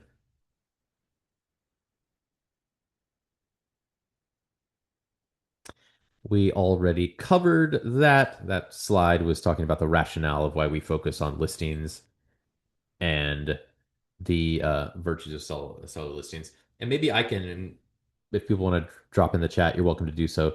Maybe here I'll just quickly go into a little more detail. I talked about ever so briefly about the value of listings and how you can get buyers. But it's like it's an automatic marketing opportunity. You can have a sign with your name in it in a yard sitting there for quite a long time if you put it out beforehand on coming soon. Then you can door knock the neighborhood. We talked about you can do the big open house with the signs, or if you don't want to spend the money just from the door knocking, you can call around the neighborhood. And when you have a listing, it just, when you're a listing agent, people just ascribe certain characteristics about being a successful agent, knowing the market, knowing the area. And so it allows you just to kind of maximize all of those marketing opportunities. And then, like I say, having more control over your time. When you have a listing, generally, you know when they plan to go live, and you know what the median days on market are for your area. So you kind of have an idea of how long it'll be on the market before it goes under contract and then closes. Whereas with a buyer, I know at least here in the Metro DC area, outside of the district proper now, we don't have much inventory. So you could have a buyer who wants to go under contract in a week, and it could be 6 months before you're able to get under contract. So you really don't have control of the time frame like you do with sellers.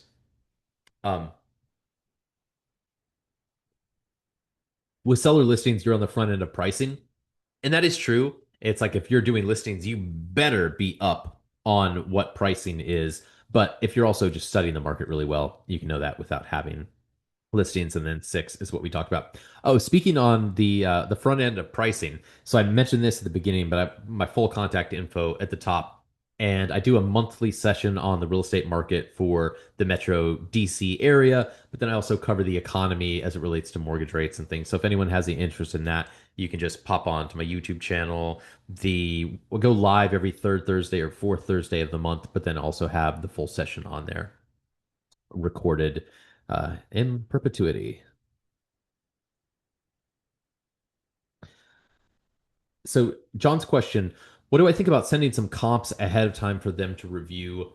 That's another one where there's no right answer. It just kind of depends on your approach. For me, sometimes I will. Like if I know things are moving quickly and they're talking to other agents and they're going to be meeting with other people before I get there, and I just don't want there to be like a void of information, a vacuum of information coming from me when these other agents are trying to get them to sign, then I might send information beforehand in order to provide that value and keep me in contention. But if that's not the case, if I know that I'm the first person they've reached out to, then I will oftentimes not send comps beforehand. And then I'm going to talk about kind of my approach to pricing and pricing recommendations when we get a little further ahead.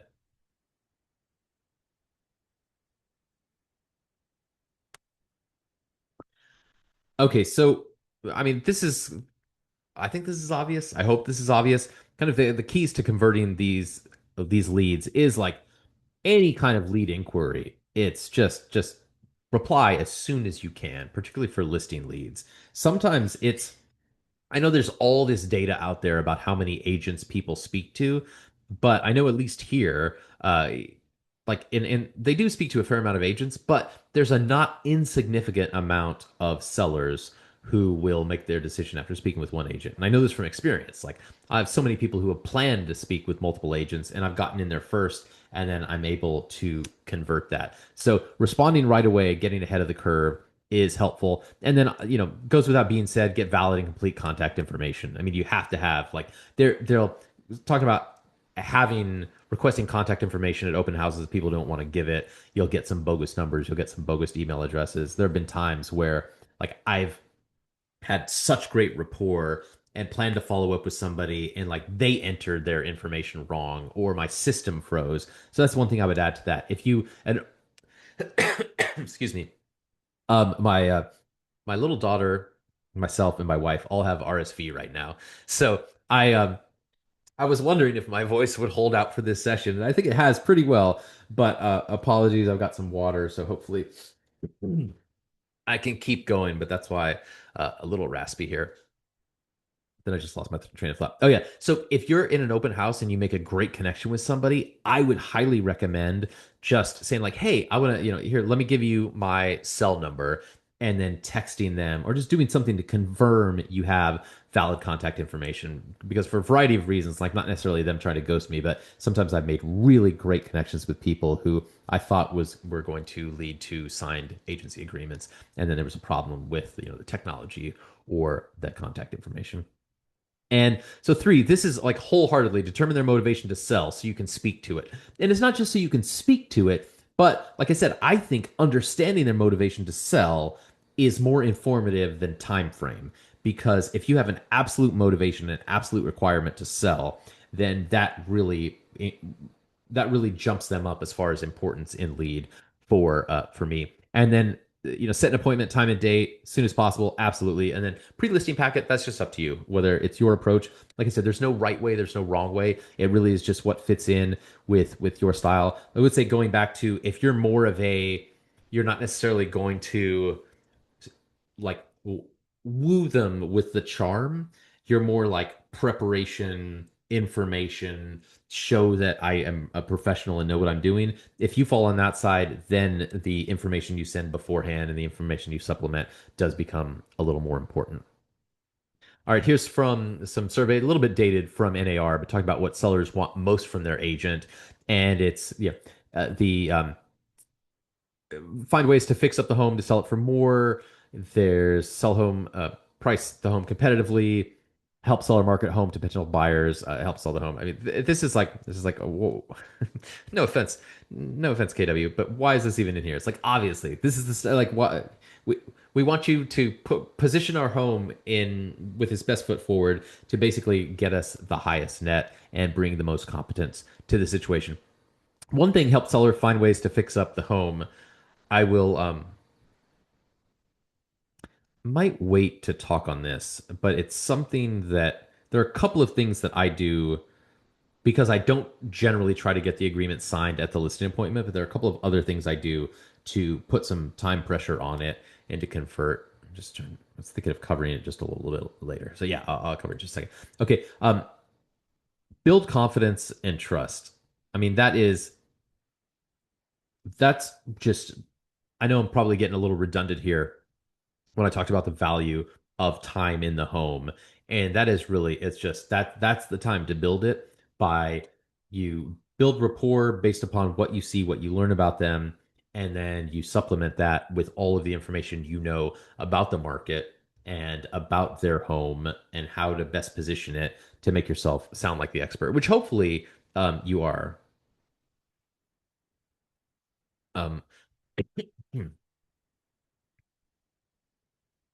okay, so there I'm not going to go into, because we're not in person and we're not going to be running through these. Like, this is actually really great if you want to sit down. If you have, I don't know, if you have objection handling you do with fellow agents, or you have script practice or dialogue practice. This is really like running through this kind of stuff is super helpful, because we have a group of 100 and something people, and I'm not going to cover it now, but super helpful. Just running through, like, I would recommend anyone who's a newer agent find someone else in a similar situation, and like similar situation as far as like similar experience. And I only say that because then they'll probably like be interested in the same thing and you'll be going through the same stuff. The most important thing, though, is I would say find someone who's just as motivated as you are, because otherwise they'll just cancel and like you won't end up doing this. But find someone to do this objection handling script practice with, and set up a time with a cadence of however much time you have to spend. Because honestly, like, you could spend 3 hours a week on this, even more, and it's all time well spent. But just run through these things and practice tie downs and practice assumptive closes and practice all these techniques. Like I said, you don't want to be learning things and experimenting in the appointment. So much better to do this on your own. Marissa, just quickly, what are we covering tonight? We are doing the 13 and 15. So 13 we covered in the first half. That's qualify the seller. This we're focusing on win the seller, converting those listing appointments.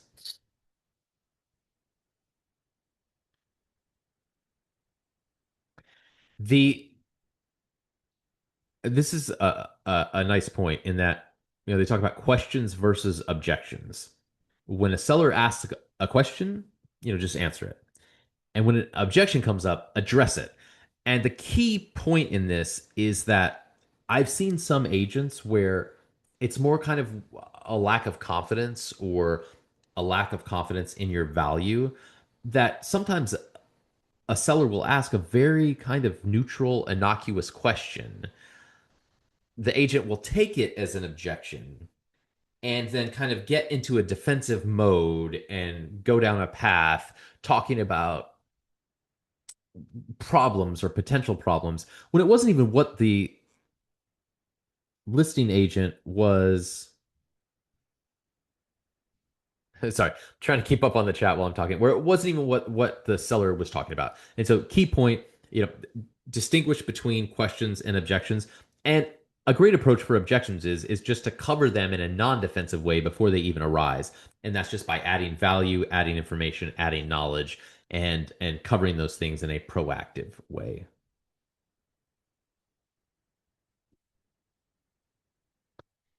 So just Marissa, responding to the comment in the chat, you should all have these decks distributed, and this is on, not seeing what page it is. It should be on page 19 of your deck, or right thereabouts.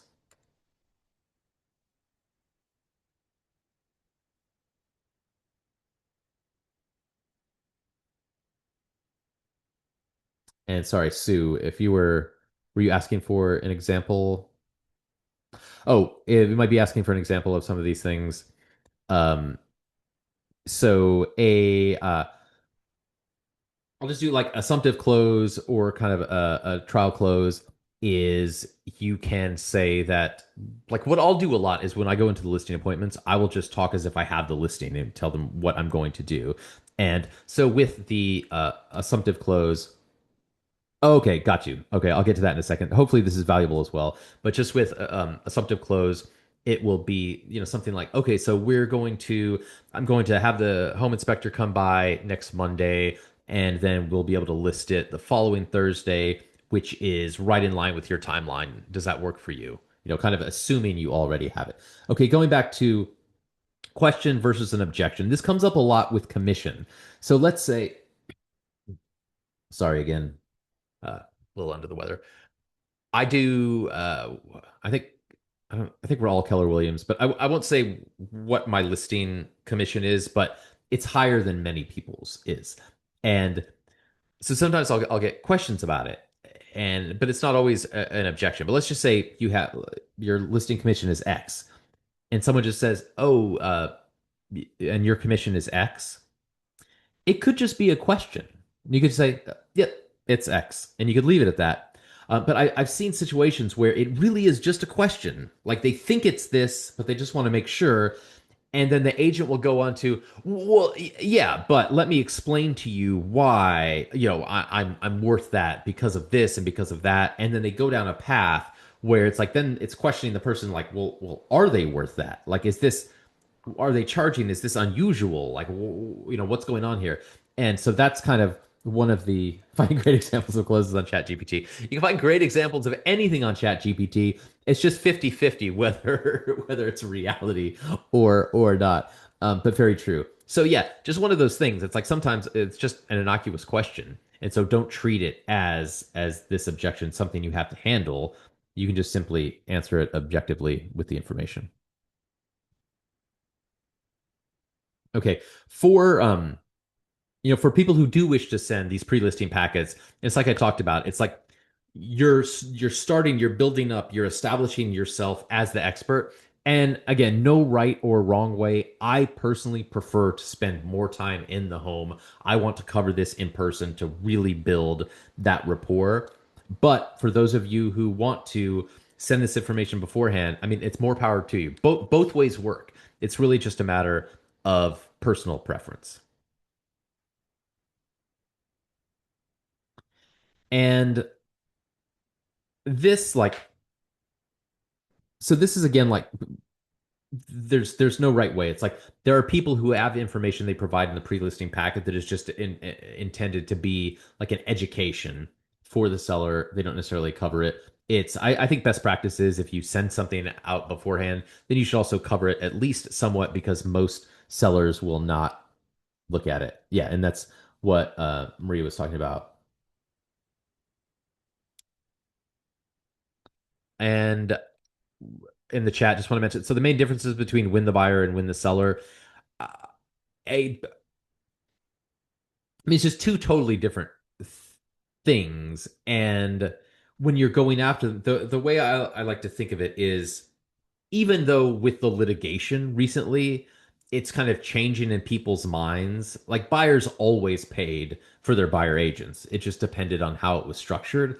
But still, a lot of buyers feel like, oh, they're not really paying for their agent because it comes out of it comes from the seller.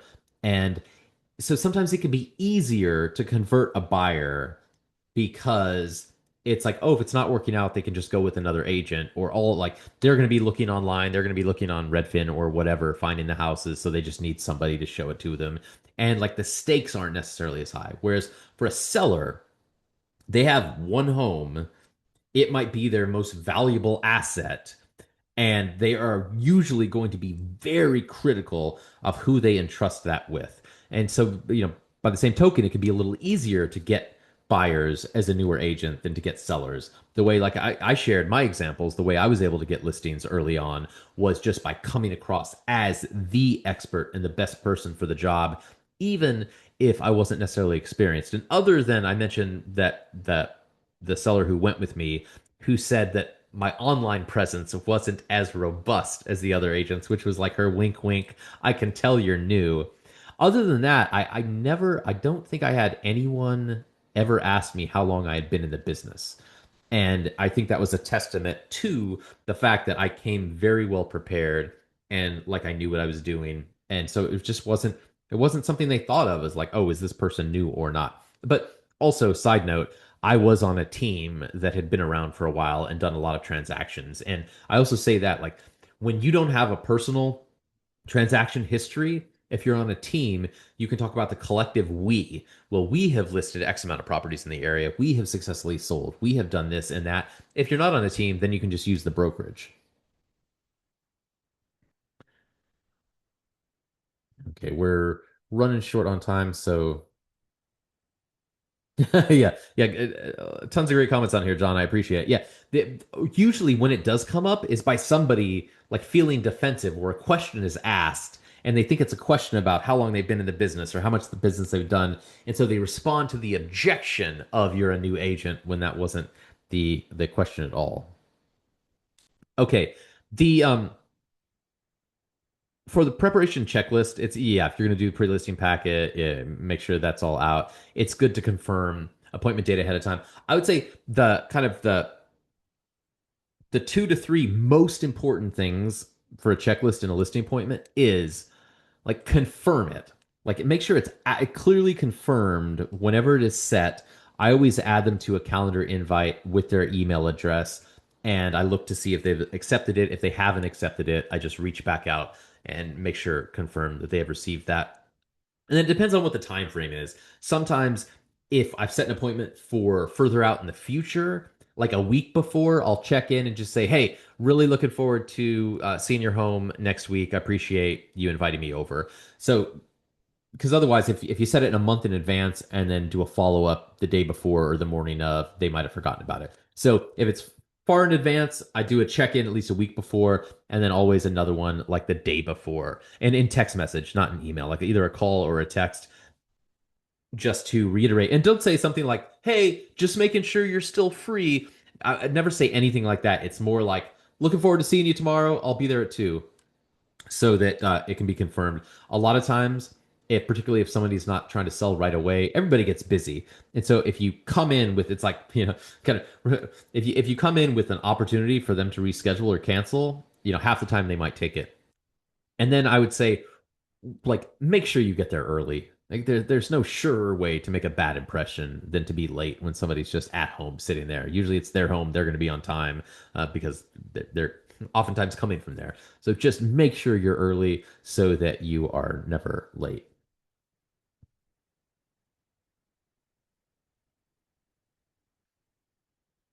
I would like to hear. Yeah, yeah, and that's great, John. Too. One thing I always say though is you just need to be careful. If you haven't met these people in person, I mean, they'll probably assume if there's somebody lurking out inside their home, it's you. But just always want to be careful if you don't know each other by sight to be kind of lurking around the property. Okay, now, so I'm going to run into. There are two main approaches to listings, and a lot of people, and again, not a right answer, but a lot of people try to get the listing appointment or the listing agreement signed in the appointment. I usually don't, and I'll explain my process in just a minute. But what I would say is, I think it is important, regardless of your approach, to create a timeline under which things will happen so that you can get, so regardless of what your approach is, you can have, or your aim is to have that agreement signed in a certain amount of time. Now, exception to that is with everything I say and anyone says about best approaches or their approaches, you always want to be fluid and you want to be responding to the situation in front of you. How I said I spent 2.5 hours on the phone with a potential listing client, even though I had just planned to finalize the time for me to stop by her condo, because I could tell that she needed that information and that would give me a leg up in the listing. So it's the same thing. If I sense somebody wants more information, I will. There have been times where I've sent pre-listing packets. I have sent a lot of information. My general approach is to not talk about comparables, not talk about pricing, not talk about any of that beforehand. But there have been times where I've done full CMAs and all of this work beforehand if I felt like that was the case. And that's just where it comes from, like actively listening to what they're saying. And you don't have to spend a whole lot of time talking to someone to figure out what's important to them, how they like to work, and what else is going on. Like if they're talking about their meeting with another agent tomorrow, you're not getting in for a week. You better be sending something to keep you in the game, or be saying things like, "Okay, I just want to make sure, just promise me that you won't make a decision before I get there. And if for some reason you change your mind, would you call and let me know?" Like things like that, because you just, like, sometimes you need to be a little bit more aggressive with information. But my approach is that I come to the listing appointment, and there are two things that I do generally, which I feel are really valuable. So one is that with seller consent, of course, I do a pre-listing inspection. I have a home inspector come in, I pay for the inspection, do a full inspection of the property. And the reason why I recommend this to my clients, and the reason why I do it, it's so many reasons. But related to best interest of the listing, it's that I want to know if there's anything lurking under the hood that could be a problem that could potentially derail a deal where a buyer would just want to void the contract if they discovered this on home inspection, or it would be like sufficiently unexpected expenses to where we'd get into this battle if they had a right to negotiate with the home inspection. Oh, just I know people are coming in from a whole bunch of different jurisdictions, and we had like due diligence, and so what I'm saying may not apply to everybody, but here in Virginia, DC, and Maryland, we have specific contingencies for various things, and one of them is home inspection. And you can either have the right to cancel or right to negotiate or both. And so that's specifically what I'm talking about. It's like a certain period. There's not just a general diligence period related to financing and all the other things. So I want to learn about those things. And some people will say, oh, well, what won't you have to disclose them if it's a if it's some material problem, and couldn't that be a problem? And that is true. If you discover something and you don't remediate it, you might have to disclose it when you wouldn't otherwise. And that's something I always talk to the seller about before I get their sign off on this. But my response is like, is that really how you want to proceed in just hoping that the problems nobody finds out about? I mean, because odds are if your inspector is going to find it, the buyer's inspector is going to find out, and it's just going to cause problems. And so a good question, Scott. You're talking about like time frame as far as getting the inspection date and the go live date. And this is also why this is one of the things, like kind of the tools in my toolkit that I use to get the listing agreement signed. And so then you want to find out if there are issues and if there are things that could be deal breakers or major things, you might want to address them. And then sometimes it's nice if there are just some minor things, take care of them. So then it looks like a cleaner home inspection. Part two is I always ask the sellers what their motivations are, and whether it be just sell as quickly as possible, get top dollar, net the highest amount. And usually the response is net the highest amount. And generally, in order to do that, unless it's new construction or very new construction, that involves some updates and renovations. And so then I kind of tie the home inspection with I have a contracting company that I've worked with a lot. They do great work at very good prices. And one of the options they provide is to pay for the renovations at settlement. And so if the seller doesn't necessarily want to come out of pocket, I have an option for that. So then we'll tentatively schedule the home inspector. I'll have the contractor schedule a time to come by the home, and I will as well. And I'll say, okay, I'll prepare you some packages. We'll talk about what the cost would be, what your increased sales price would be, what your net would be. And then I basically just like I schedule all this stuff up and then tell them, all right, we're going to have to, I can't spend money. I'm sure you can understand. I can't spend money out of pocket until we knock out the listing agreement. So we'll just have to get that done sometime before. Like if the inspector's coming on the 12th, I'll say we'll just have to get that knocked out by the 10th or 11th. And I'll just like my whole thing is just I act like I have the listing and I proceed accordingly. Now, if I get objections or things like that, I'll deal with that. But by that, just kind of those two things and those value adds, and then being in the moment, typically it's successful, and I'm able to get the listing agreement signed within kind of my time frame.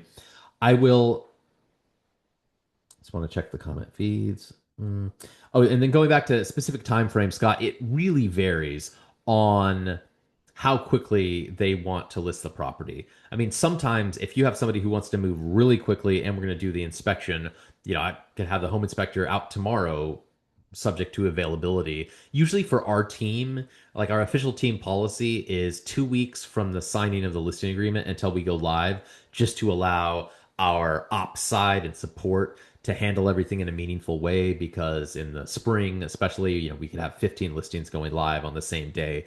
And so you just can't like have fire drills constantly. So generally, like that's the general thing. I've taken listings where we were going live in a week, and then I've just personally had to carry more of the lift of that. So the time frame really, it's so dependent on what the seller's needs are. I had a property recently where I was doing a buy and sell for a downsized retiree, and like I was at their house in January.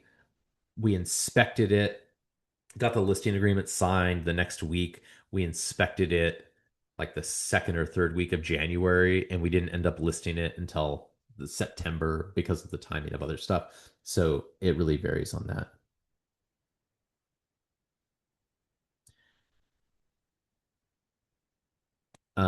Maria's question, do you price the home after updates, repairs the seller says they will make prior to going live?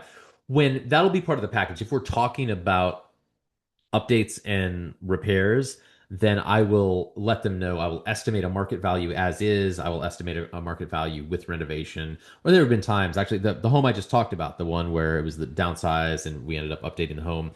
I gave them 4 different packages, like an as is, and then 3 different levels of renovation. And we ended up, just for what it's worth, it's like the reason why most of my clients do this is I think we spent 70,000 on the renovation and we got 150,000 more than we would have without those renovation. Scott, yeah, going back to your question, and that's what I said. That's the home inspection is one of the things I use as the lever to get the listing agreement signed. In that I will not do a home inspection without a signed listing agreement, and so I'll lay out the schedule, and the seller will be agreeing to it, and we'll be talking about okay, just so sometime before the home inspection, we need to knock out the listing agreement, and then I'll run through it. I usually won't run through the actual listing agreement at the appointment. I'll do that off some other time, like over the phone, or send it to them and then run through some things. But yeah, absolutely. Like I'm not doing any kind of home inspection. I'm not spending any money without a signed listing agreement. And then last part I want to touch on before I talk about kind of competing approaches is pricing.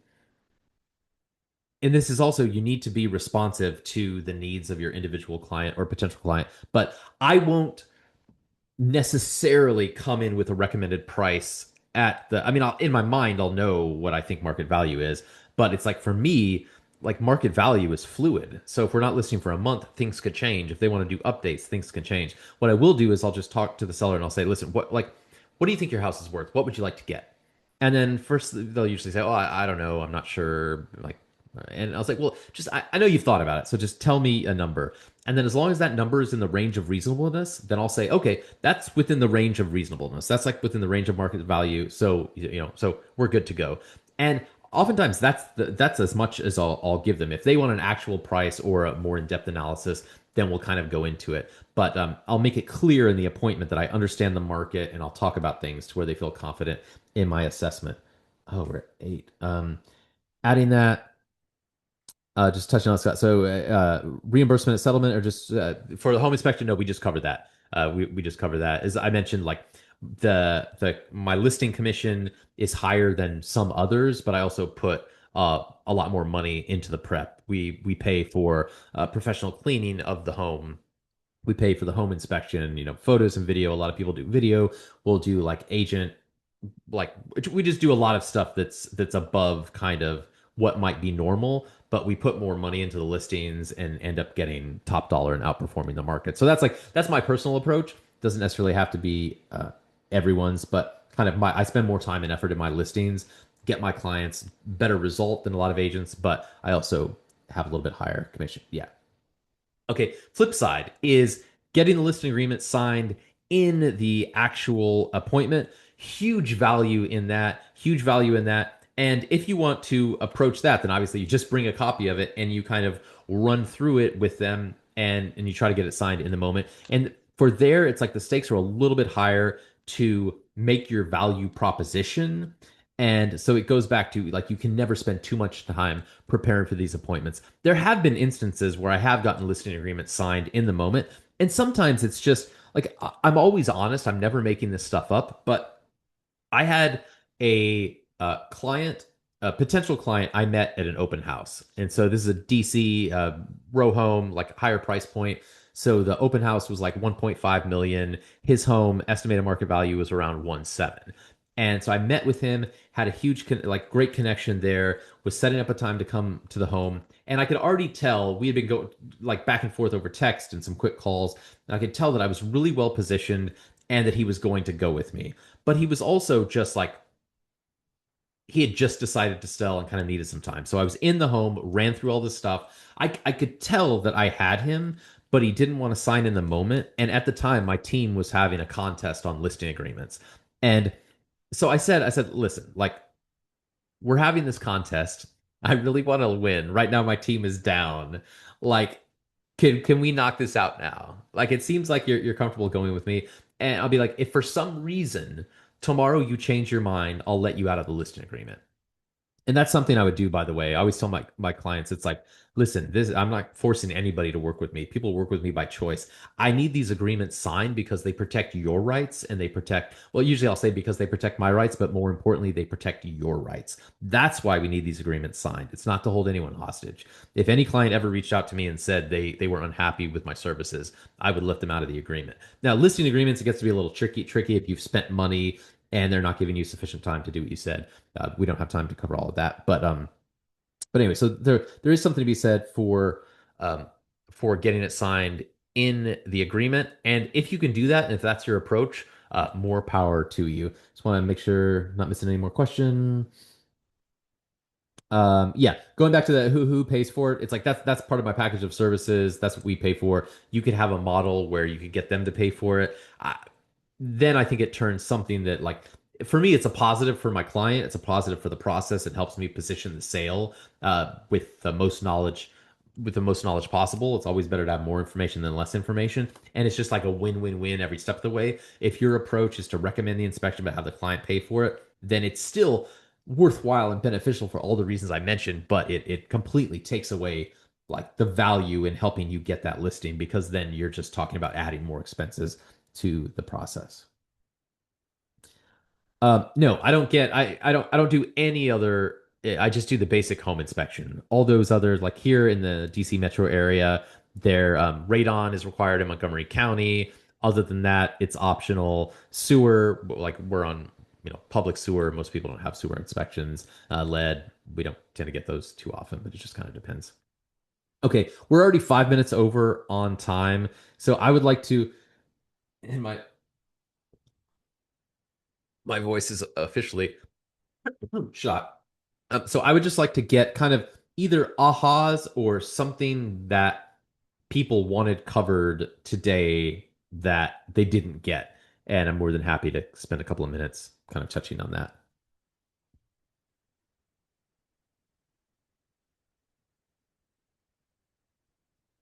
While comments are coming in, if they're coming in, this just going back kind of the listing walkthrough. I've said this so many times already, but such valuable time, such valuable time. While you're there, this is another reason why time spent in preparation is so valuable, because if you're not fully prepared for the listing agreement, you're probably going to be thinking about what you're saying, or like, I need to say this next, I need to say that next, I need to make sure I mention this, which defeats the whole purpose of what you're trying to achieve in that moment.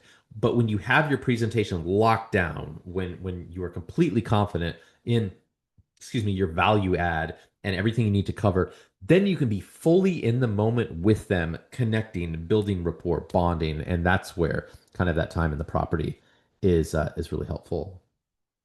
Handwritten note, yeah, handwritten note is nice also. Like there are all sorts of, you could do pop bys, you could drop off some stuff, like kind of personal touches like that are also very helpful.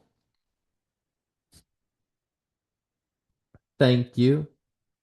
Appreciate the comments are flying. I couldn't see who wished me that I get well soon. I think we're on the mend. My little girl, she didn't have a fever without like Tylenol today for the first time in a while. So hopefully, I'm more concerned about her than me, but I think she's getting better. So thank you all.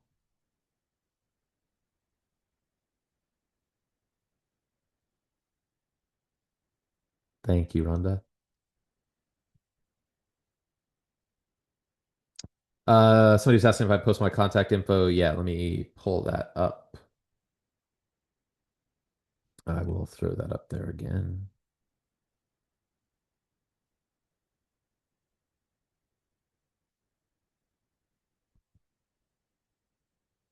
Just through. Oh, whoops. Okay, there we go. Oh, one last thing. I forgot. There's a survey for the class. If everyone could please take that. How asking the question, Marisa, how you price a home? I mean, it's really, this is another reason why I think I don't get pushback from sellers on not setting a price in the listing appointment, is that I make sure whatever, like the number they give me, it's within the range of reasonableness. If it's not, if it's an unreasonable number, I'll say, listen, I can't get you that price for your home. No one can, most likely. And then I say, I'm going to be honest with you. I'm not going to agree to something that no one can deliver on just to get the listing, because I would rather you be unhappy with me now in the moment than to have your property listed, it not sell, and then you be really unhappy and have it be negatively affecting, your life and all of these other things you have planned. So usually that's what I will do, but then I'll also tell them, I say, listen, I provide the information, you make the decisions. I will recommend a list price before we go live. And my hope is that you understand why I come up with that number and you agree to it. But it's your decision, and it is. It's always their decision. But how I price it, how I come up with the price, it's kind of the same way I would for any kind of CMA, is I just do a market assessment. I mean, I just try to find the most similar properties nearby that have sold within a short amount of time. And in times like now, when you have lower market transactions, if you don't have that, then sometimes you need to get into more complex stuff. And so there'll be times where I don't feel like I have comparable sales nearby within a relevant amount of time. So I'll go farther back and I'll find, like, over the preceding 5 years, I'll find the most comparable, closest proximity sales. And then I'll do an adjustment based upon appreciation in the area. Or I'll find a neighboring area where it's very similar homes, and then I'll do an analysis of how the prices vary from one neighborhood to the other over time. And then I'll find the more recent sales from that area, do my price adjustment. And so, like how I price a home, like, it can get very, very complicated in the analysis, but essentially, like, my recommendation for a pricing is the same process I would go to in coming up with a market value assessment of any property in any situation. And okay.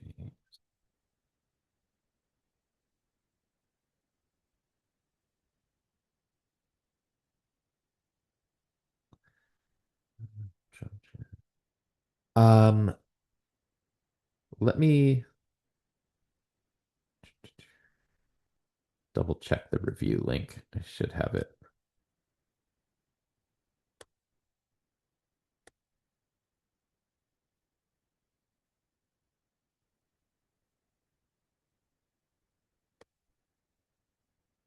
I'm going to do a quick double check. To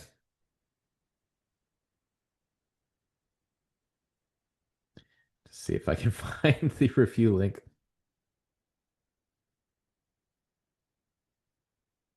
Sorry, I don't see where the survey link is. My apologies.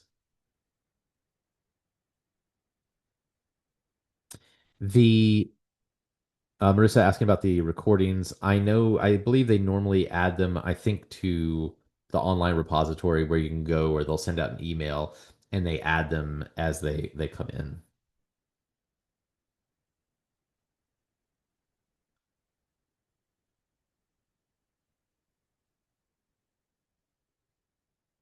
Oh, nice.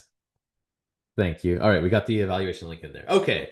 All right. Well, I'll stay on for 2 more minutes. Any last burning questions? Otherwise, I will let you all go. And I guess we're at various points in the day or night, depending on where we are geographically. But thank you all. I've done. Hmm, I'm pulling up now myself to take a look.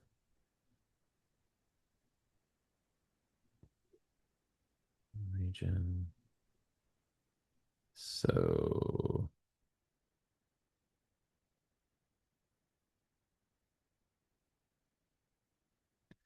just pop it in.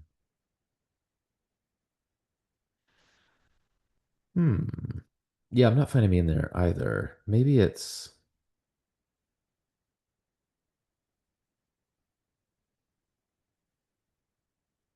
I'm not. I'll ask them to send out a link that sends you. Yeah, I should be in that system. I think the problem is maybe it's with the region, but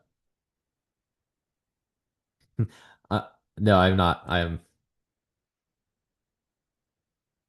Nalabondian. So yeah, apologies for not having that handy.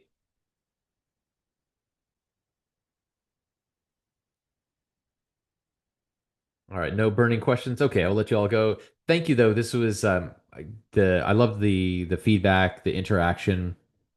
with this, it's always, I think that I can talk about my experience, agents can talk about their experiences, but when we have a collective like this get together and people are sharing their kind of real world concerns and questions they have at various points in their real estate career, I think that makes it all the more valuable for us all. So thank you all very much for your contributions and comments and chats, and hope you all have a wonderful rest of your evening.